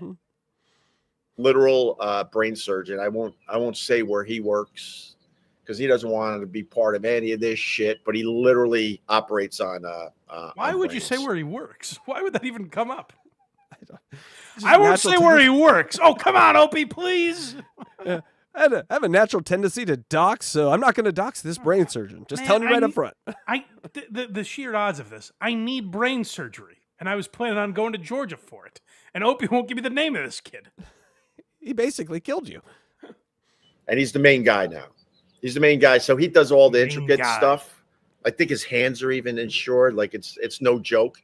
And then he tells his people, "All right, you close up this guy. You close up this brain." Yeah, you close up this brain. You have some real brain problems. We're gonna send you to our main guy. It seems Opie's obviously very well versed in what his nephew does. Yeah, I don't want someone working on my brain that's like, oh, he's not as good to do other stuff, so just let him do that. Nope. I want everyone there to be good, please. He's the main brain surgery guy. Yeah, the main brain. He does all the important stuff, and then the easy stuff he passes on to somebody else. So I don't know. I mean, easy brain we literally surgery got a brain surgeon in our family, and a shock jock. This is one of the easier brains. Could you please get on this, please? Could I get a nurse to work on this simple brain? This one's a podcaster. The brain's all wet. This will only take 5 seconds. This isn't the high level of brain surgery. This is one of those easy brains. Yeah, Opie, that's what you're saying. He delegates responsibility. That's what people do when they get to a certain level. It's not that unusual. He's like, he's such a good brain surgeon. He has people clean his scalpel for him. Yeah, no shit.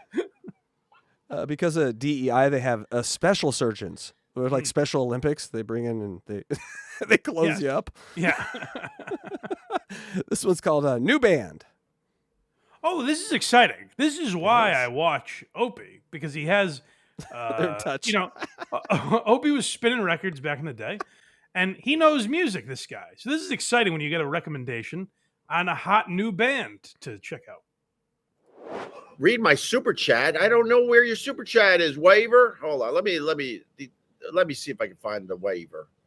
Read my super chat. Can I tell you this? I don't mean to get in the way of Opie here. Can I tell you what's so funny? Is the way you would say that name is just Waiver. But the way Opie's saying it is Waiver.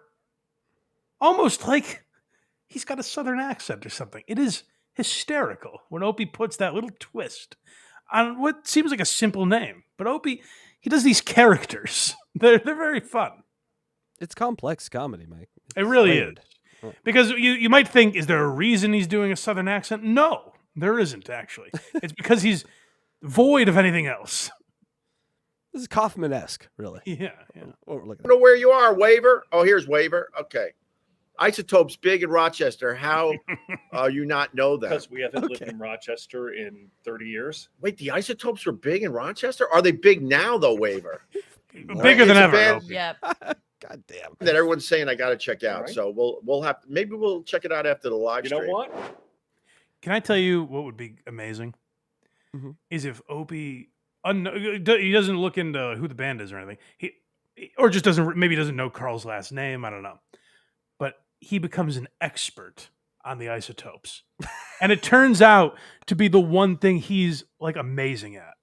Like Opie's never found his niche, the thing he's really great at talking about. What if Opie finds the Isotopes and it just unleashes this? He's doing breakdowns of the Isotopes. He makes a documentary that like Netflix picks up. It gets really popular. Like Opie's thing is covering the Isotopes, and he's just amazing at it.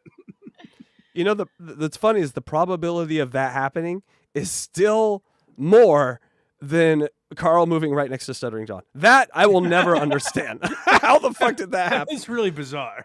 Yeah. So now we're going to learn a little more about Buzzy. Oh, good. I've been interested in Buzzy. He's a mysterious character. I want to hear more about him. So me and Jeff, aka Buzzy, we met in college. I was hanging out with some fucking nerds, to be honest with you. I lived in Onondaga dorm. And my Opie, friend are you okay?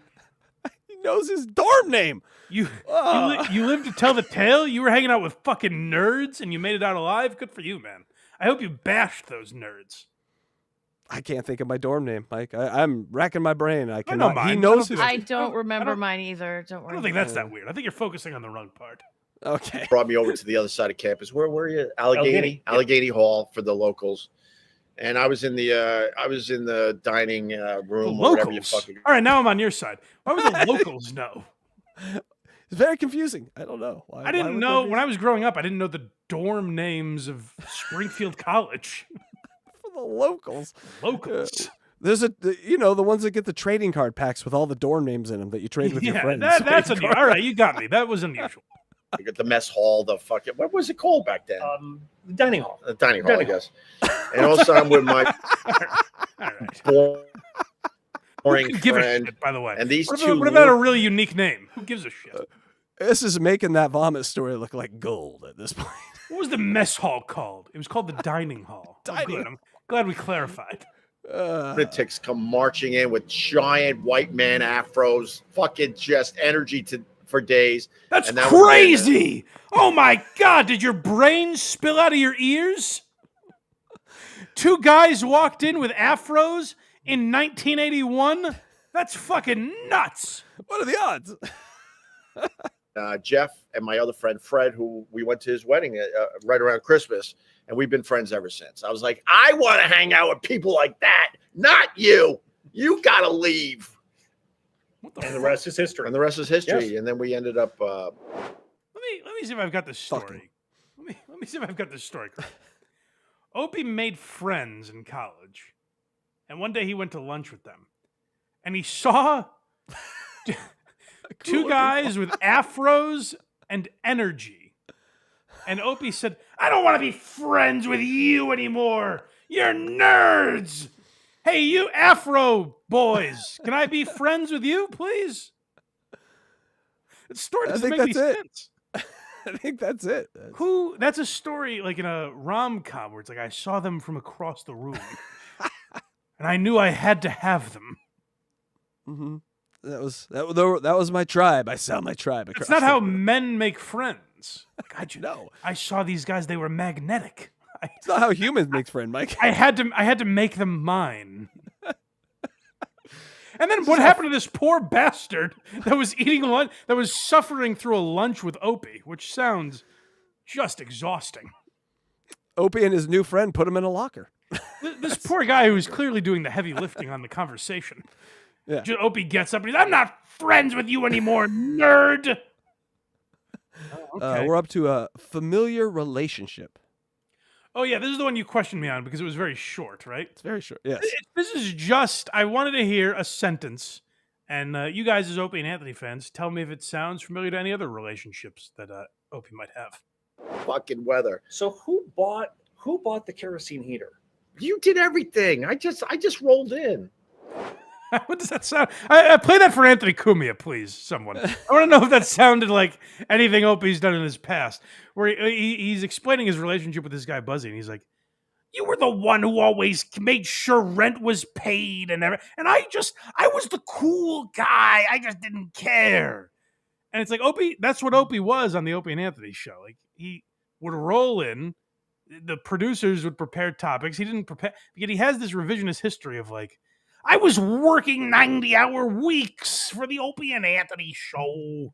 It's like, no, that's always been his attitude. It's like, I just showed up and let the talented guy do the work. Yeah, let the rich guys pay my bills here. Mm-hmm. Isotopes history. We get some more isotopes. Oh, we got more. Opie's hook, line, and sinker for the isotope. He's going to be an Isotopes fan by the end of the day. He probably already is. On the flight home, he was probably already. He didn't hear the guy puking behind him because he was just jamming out to some topes. We're all a fan of the topes, especially the topes dancers. And some pretty ladies. All right. Oh, shit. Oh, okay. Whoa. Time out. I just saw the same thing. All right. So, Michigan Mark, you have no idea. You're looking at one of the biggest Stevie Ray Vaughan fans as well. So Stevie Ray Vaughan was taught by the Isotopes guitarist. We have to check that out. He's a historian on Stevie Ray Vaughan. Yeah, this guy loves Stevie Ray Vaughan. He doesn't know that Carl Heberger didn't instruct Stevie Ray Vaughan.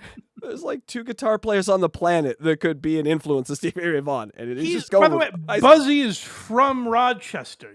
As a huge Stevie Ray Vaughan fan, you don't think he ever would have heard like, oh yeah, Stevie Ray Vaughan's mentor lives down the street and has a band called the Isotopes. It's wood paneling. Yeah, but we've got the Opster's interest. I think we could get him into the ice. Oh, Opie, check out the Buzzmeyers. They actually have lyrics in their song. They have a singer. Yeah. Yeah, check them out. Warship the ground SRV walked on. When I was in Austin, I walked by the Stevie Ray Vaughan statue and I took a picture to send to this man. Stevie really be a fan. Now you've proven to me his fandom. His brain really just picks like, what is the lowest fruit? Oh, here it is. Do that one. I walked by a sign once. That's how I know this guy's a fan. I seen him on TV once. I can't do Opie. But I've seen him on TV I can't once. either, really. I just do a version of him. I like yours. Craig does a good Opie. Stevie Ray Vaughan, when we were living together, would be cranking through our rental. Couldn't stand the weather, just cranking. Oh, that's good to know, Michigan. That's good to know. It is good to know. It's good to know. Do some more research into that, Opie. I think you like the Taupes. Yeah, we all love Taupes. Last one here, Mike. That would be great if he just comes on. He's like, oh, man, the band you guys recommended to me, they are awesome. Carl, take down all the pictures of your band right now.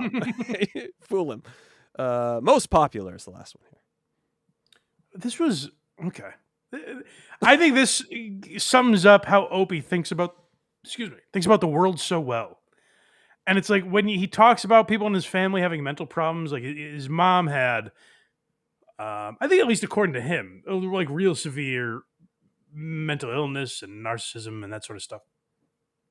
And you start to wonder, like, is it them or is it him? Particularly based on this story. So she would always make me leave parties because she had some weird jealousy because I had the fame and stuff, but I downplayed it in my regular life with family and friends. You know that. I downplayed as much as I could, but it couldn't be helped. People knew what I did, and it was working pretty well. He was so famous. It just couldn't be stopped. Star shines too bright. It's blinding. It really does. You just can't. Oh my God! Can't I just get through a meal? I'm a person. They asked me to turn water to wine. I just like, guys, I need to eat. Not right now. It's Easter. Yeah. I'll walk on water later. Another party I went to, I had a plate of food, had barbecue, chicken. I had potato salad, everything. I had a perfect plate. You know when you have that perfect plate? I'm sure this has been pointed out before. I assume Anthony's probably broken stuff like this down. But it was glaring to me in this particular video of his. Opie is, I guess it's a talent. It was probably more of a talent when he had other people around him. But like Opie is, I can't in earnestness say he's good at it. But like he really tries to make something out of nothing. He tries to make a meal out of every word. Where it's like there's nothing there, but he's like, what a plate I had. There were ribs. There was chicken on this plate. And I mean like good chicken. Oh, the kind of chicken you really want to have for a meal. And it's like, well, you're saying that you had chicken for dinner. Who gives a shit? Yes. Why are you telling it to me this way? He has a gift of making the mundane sound truly mundane. Yes, but it's this. He's creating sort of pomp and circumstance. It's this dressing up of his stories that he does because there's no substance. He can zhuzh it up a bit by peppering in some pointless details. Yeah, he's a snake oil salesman. He's hyping you up for the timeshare that you're about to split with a bunch of your friends. Right. Played at a barbecue, and she once again. My dad is sitting there at the end of his life, basically. He only has a couple more years left at this point. I want to point something out. You don't realize probably what a strange way that is to phrase that. Tell me what you would guess, Casey. You probably don't know how Opie's father passed away, right? No, I do not. By hearing that sentence, my dad was in the last few years of his life. What do you think he was suffering with that he died of? I mean, like, obviously, my dad died of cancer, so I always think cancer first, or, Right, so. like you might say about your dad, like, and he was in the last few years of his life when he was dealing with that. Opie's dad died in a car crash. What? What? No, he didn't. Yeah. Why would you frame it like that? He died in a car accident. Why would you? Obviously, I'm not laughing at that. That's very sad. But you wouldn't say the last few years of his life. He died in a car. It's not like, well, son, You're probably not going to see in a few months. I'm going to get into a car accident. You're probably not going to see me much after that. So get it all into anything you need to say to me now. The brakes on this Toyota, man, they're slipping. I don't got much longer left. Like he's painting a picture of a man who's like sickly and like getting ready to die. He's like Clint Eastwood in Gran Torino, where he's getting a haircut. You know, he wants to die. He wants to do it upright and die with honor. What an interesting way to phrase that. It stood out to me as so strange. That he's yeah, my dad's in the last few years of his life. It was like the car he died in was sick. They're mourning the car first. This is a good barbecue. Probably not going to get too many more of these. You know, when I eventually die in a car accident. Like Opie's saying it because he wants you to think. This is what I'm talking about, where he zhuzhes up these stories. He wants us to be like, oh man, his dad couldn't just enjoy his final barbecue. Like he knows he has limited time left. He just wanted to have those ribs in peace. No, in a couple of years, he will unknowingly die in a car accident. It had no impact on this barbecue. I got to hear him say it again. Once again, my dad is sitting there at the end of his life, basically. He only has a couple more years left. At the end of his life? That's such a bizarre way of phrasing that. It's like if you had a video with your dad at like 2000, you're like, yeah, this is the last year of his life, 9/11. He's getting ready. You know, this is him right before. Look at the look on his face. He knew the plane he was about to get on. God, this reminds me of the Stern Show. Was it Bobo? I can't remember. Someone said their family member died on 9/11, but it was 9/12, and it was totally a different. They died in a different part of town, a totally different reason. But Bobo always said he died on 9/11. It's giving importance to the story that doesn't exist. Exactly. You know what I mean? Like he's making this like a real dramatic. Like, can you believe the story he's about to tell is about his aunt? And yes. You hear him say again, like he told a previous story about how his aunt like made something about her. That's unusual for the Hughes family. But like what Opie is trying to pull out of you as a storyteller is like, I can't believe the aunt behaved like this in Fred Hughes's final days. As if she would have any way of knowing what was about to happen to him. In a few years, by the way. Yeah, it was his last few years. Basically his last few years. And that makes you think, like, up until the last day, he was miserable with sickness. He had a great life up until that. I was glad you were the one to hear this story, because I knew to anyone else that doesn't know the story, that would sound like a man suffering from leukemia. Yeah. Or you know, in the throes of dementia or something, like just in his final days. God damn, man, that's funny. Once again, my dad is sitting there at the end of his life, basically. He only has a couple more years left at this point. And he was really happy when I would come around because I was really busy. Son! Son, is that you? Oh, I'm too weak to give you a hug. What with me about to get into a car accident. In many years. Oh, son. I wish I could wrap my arms around you the way I did as a boy. But I'm too weak. For in a few years, I will sustain a fatal blow from an oncoming vehicle. What a rewrite. God damn. Holy shit. He only has a couple more years left at this point. And he was really happy when I would come around because I was really busy. So when I came around, it just filled his heart with love. Gregory, please. I'm so weak from the car accident I will one day be in. Let me see your face just once more, please, Gregory. Having me around. So I'm like, yeah, I'll go. I have my perfect plate of barbecue. Oh, and this is a good... We got to get back into this. Listen, my dad, he's basically sevened out at this point. He's got a foot in the grave. But this plate of barbecue was immaculate. Oh, this is something you dream of. You know, in the commercials where you're like, the burger doesn't really look like that.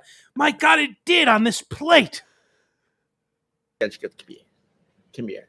She goes, with all the money you make, you'd think you'd get a haircut. Oh, my God. Because I was literally growing my hair because it was the thing to do, and it looked all right.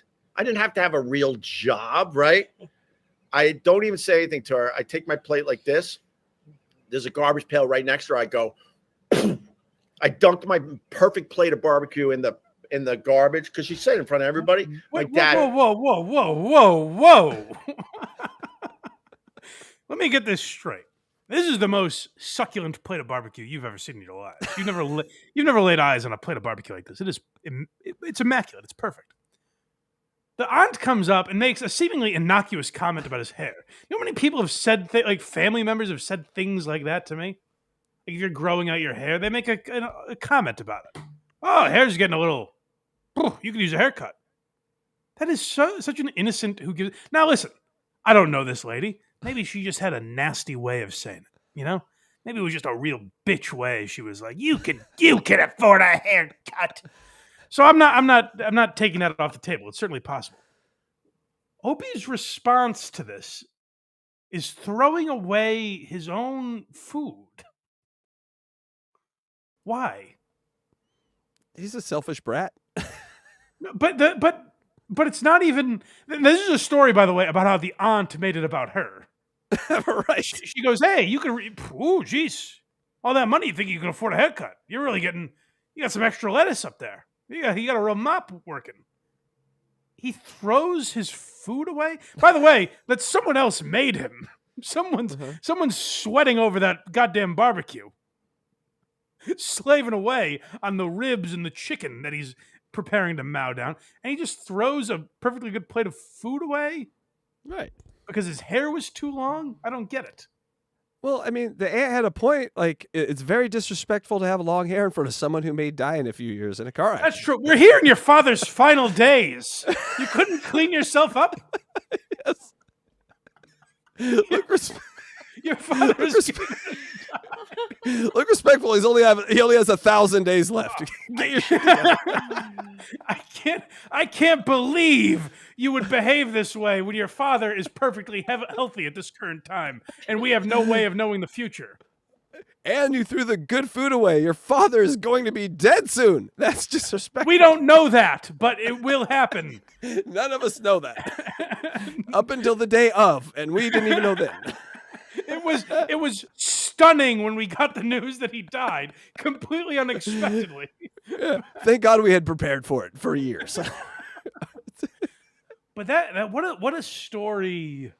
What a guy with a complete lack of self-awareness where he's like, "Can you believe this?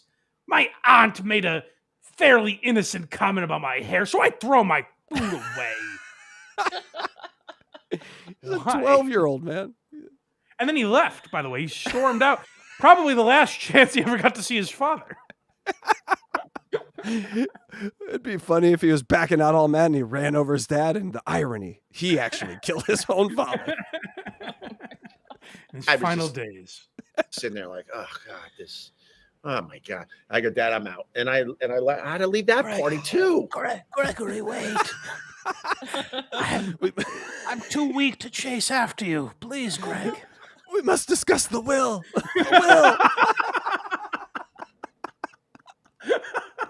There was some weird jealousy with my aunt. Oh, hold on. I forgot we haven't even gotten what we're about to hear, I originally thought was the best part of the clip. I'm now realizing it's clearly that he said, my dad is withering away, preparing for his car accident. But I forgot we didn't even get to what I titled the clip for. The dad hasn't even bought the car that he will die in yet. He's Make 2 cars sure- away. Make sure to honor my name, Greg. We're I jealous. don't want people to think of me as I die in a car accident in a few years. Remember me as I was. Multiple years before I was killed in that accident. Remember me not decapitated. Oh, this car accident has just riddled me. It hasn't happened yet, but it's made me so weak. The irony is, if you've seen that movie, Arrival, the sci-fi movie, that would be our life because we'd see our future. So imagine knowing you were going to die in a car wreck and you're just like, well, evidently, Dad's Opie's dad did. Yeah, this is a rival plot. And I had to leave that party too. There was some weird jealousy with my aunt. Because I think every family has the one person that wants to be the most popular in the family. Do you have that sort of in your most popular? No. like when you get together with a huge I would group say of the people? attention gravitates towards those that are more outgoing, right? That's If you're weird. shy Buzzy's an and- adult. You know how Aunt Judy wants to be the most popular. Most popular. By the way, that's not how family works. Popular means like, well known. Yeah. There's no one in the family. You never was like, who's the nerd over there? Who about him? I threw Uncle Jim in the locker. He's just a dork. Cousin Ralph was invited to this one. Why? He doesn't fit in with the popular kids. Don't even tell me those are in-laws. They don't even count. By the way, we're kind of glossing over the fact that Opie said, I had to leave. Again. I was had to leave forced again. to leave again, another party where she forced me to leave. So she goes, hey, your hair is getting a little long. And he leaves. Yes. I love this aunt, by the way. And his dad is thinking, much like I will soon leave this planet. In your most popular? like when you get together with a huge I would group say of the people? attention gravitates towards those that are more outgoing, right? If you're shy and discerning, you're probably not going to get as much as somebody who's lives life. That is such a great point, Mike. Who the fuck tries to be popular in their family? Right. Don't you try That's to what I be mean. not noticed and just leave me alone? Who wants to be popular? Opie has this weird way of keeping score, and it's so revealing. And Buzzy's kind of like, Buzzy seems like a very nice guy. Buzzy's a good friend. He had stuff prepared for Opie. Went and got him from the airport. Seems like he's a complete dork, but he seems like a good dude. And Opie's just like, what do you mean? You don't strive to be the most popular one in your family? Most popular. They do what are those called in high school? The superlatives. They do like best looking,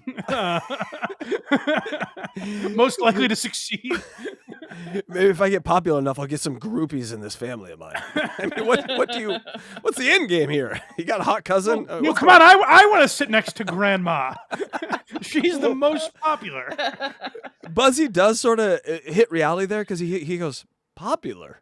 He just sits there for a moment and thinks about it. And he's like, I think if you're shy and closed off, you're not noticed as much. And Opie, for the first time in 62 years of life, or whatever the fuck is, he's like, oh, geez, maybe that's why I'm not most popular in my family. People in your family. Do you have that sort of in your most popular? like when you get together with a huge I would group say of the people? attention gravitates towards those that are more outgoing, right? If you're shy and discerning, you're probably not going to get as much as somebody who's lives life fully. Yeah, that's true, I guess. Opie reluctantly. I guess. Opie's about to throw his steak in the trash and run away. I'm out of here, Buzzy. Why are you embarrassing me like that? You're just like Aunt Linda.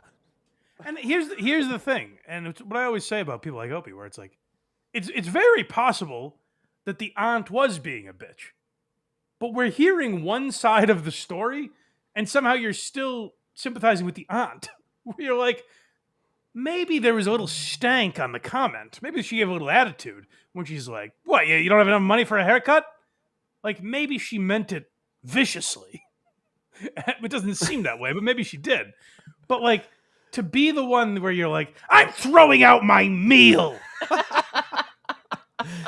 I'm walking on this benefit we're having for my father. It's almost raising like money. We're raising money to prevent car accidents, and I don't even care. I'm leaving. Opie's acting like his dad's gonna die by a haircut. He's like, how dare you say that in front of him? In front of this sick man?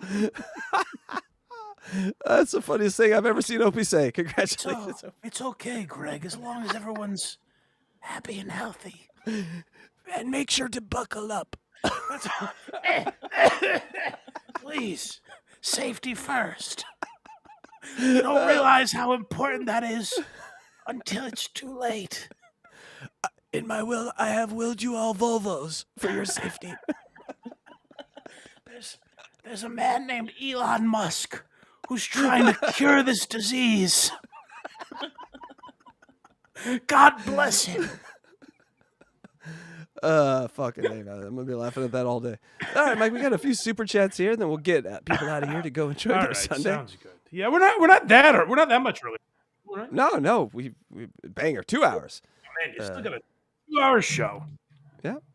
Electra, All you ready? right. Cool cut casting. Please do your best Opie impressions, all of yous. You heard Why? me. Why would you want that?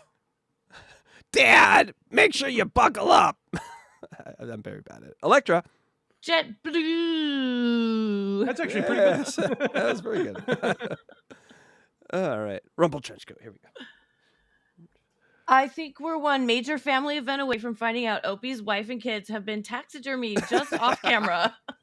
It is weird to me. I was very fixated on that at the beginning of this, and I've lost my way after hearing how poor Fred Hughes suffered in his final years. But it's so odd to me that Opie went solo to this wedding because it was Easter. That's very weird. Everyone cries in that family when there's that open door sound, that bing, bing. It's just a reminder of what's to come. The wife and kids are partying. Opie walked. Fun's over. A few more here. Saucepan. Never thought I'd hear an Olympic diving analogy. Well, that's what you get. No, that's what you get. Culture. We're culture. Yes. The stoners got to do. And Timothy McDonough. Why did Opie think the guy was having a heart attack? Pretty sure choking or gargling are not a symptom. The airport. Oh, that's a good point. Blah! Oh, is this a heart attack? That's a good point. I didn't think of that. I don't want him on my plane when I'm dying. Oh, my body is rejecting that my heart is attacking me. Sam V says, remember to join Discord. Oh, is there a Blind Mike Discord? There is a Blind Mike Discord. I Craig created it. I don't check it out because Discord is very difficult for me to use. It's complicated. Yeah, it's a Yeah. little bit more complicated. But So yes, like I there's said, a Blind Mike Discord. go to Discord, and if you see any good ideas on there, people feel free to suggest ideas there for new subject matter as well. Because like I said at the beginning of the show, I'm looking for new muses, new Coach HPs or Alec Baldwins or Joe Matarese Dat fans of the world. People that post more regularly. Yeah, it's a locale call. But yeah, if you do go to Discord, I don't check it out. So let me know if there's any good ideas on there. But I'm not really able to use it, unfortunately. All right, final one here, Mike. Go ahead, Electra. Weird comment says, I think it's a super sticker, a red heart. Oh, thank you so much. Thank you. Love. Happy Easter to you and yours. And that goes for all of you out there. That's right. And where can we find Blind Mike stuff on Easter, Mike? BlindMike.net is the place to go. Episode about Stephen Wright of Why You Laughing will be out later this week for the freeloaders. But for you patrons, if you're a member on Patreon or YouTube, you can get it right now. It's been up there for a few days. So go check that out. Early access to every Why You Laughing for Patreon and YouTube members. So consider that. Or just support the show for free wherever you get podcasts. BlindMike.net. We appreciate you guys. And HackRideTheDemon.com. That's right. And HackRideStudios.com. Both work. They're both good. We're just, getting away from demons on this beautiful Easter day, Mike? Wow. But Rumple Trenchcoat had it. He says a lol cattle call. A lol cattle call. Yes. Yes. Yeah. That's what we're doing. I'm hurting. Yes. And then go to, even though it doesn't exist anymore, make sure you go to verygoodshow.org. It doesn't exist again? He's told me that he doesn't want to do very good show anymore. He wants to focus on Rubbed Out. He did. I know. You didn't tell me complicated. He's a complicated man. Boy, what a deep and twisted artist he is. He is. He's What are some other nuggets from you guys talking to him last week? Electra, do you have a nugget for you paid more attention? I have one. I have one that he gave me afterward. Craig, sorry about this. So we did this. Air? You're going to reveal this? Well, so Electra did a video where Craig's like an alpha male and he's kissing ladies and he's lifting weights and stuff. And then Yeah, Oh, we're it going, goes on this show. we're going the other way, with Kragers. It was his intro video. Yeah, and he's kissing a lady at the end, and we asked him on the show. We're like, the old lady's not gonna like that. And then Kragers told me he immediately looked out on his phone, and she's like, I just saw that. And so I guess his girl is closely monitoring his appearances on shows. I think legally she has to. I think she's been asked to keep a watchful eye on some of his online activity. So yeah, I think that makes good sense. And there may be a rumor. Sorry, Kragers again, but they are maybe It's a terrible story, by the way.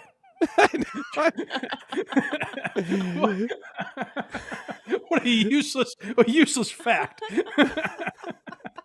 They may be cohabitating soon. That might be something that I could. Okay, well, I didn't mean give real details about his personal life. I just meant what did you guys talk about on the show? But here's one. The Electra's baby's daddy is a drummer in a band Craig worships. Who would have thunk? Huh? All right, We have that in common. That's right. This is true. Interesting. I asked him what the blackest thing about him was, and he said that he used to drive a Hellcat. Yes, he used to drive a Dodge Hellcat. He said that was the blackest thing about him. I don't know. If any of this is interesting to you, then go check out that episode, I guess. HackRideStudios.com. That's it. And you guys are live right after this, right? Yep, we're going to go take a pee break, and then we'll go roll right into headlines. And Beautiful. Go watch them. Go watch Unboxing Eric later tonight, I assume. Correct. Yes, sir. Definitely. All right. Happy Easter, gang. We'll see you later. Easter. Bye. And we have a meme transition. Hey, it's Boogie. Sappers through the way, everyone out there. Now, this is very interesting. Now, really, ladies, if you're listening, and men, and everybody in between. If I tell you you've got a homicide, buddy, you've got a homicide. I hope to hear from you soon. I am proud to own the Trumpy Bear, and I will always be proud to be an American. Put it in the outro. Until then, have yourself a great day, and as always, There's no cum on my mic. rock on. Stop the baloney, huh? What kind of statement is that? I wrote it. One of my favorite players to cover when he was here was Mike Vrabel. Tell me Mike Vrabel's story. Whatever, dude. I keep it cool at the gym. Piss on it. Fuck you, Mike. Fuck you, Mike. Fuck you, Mike. All right.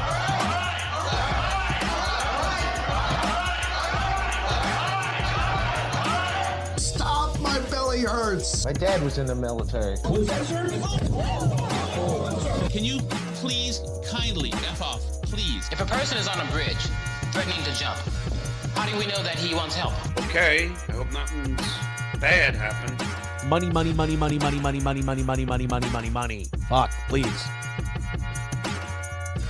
Anyway, God bless America.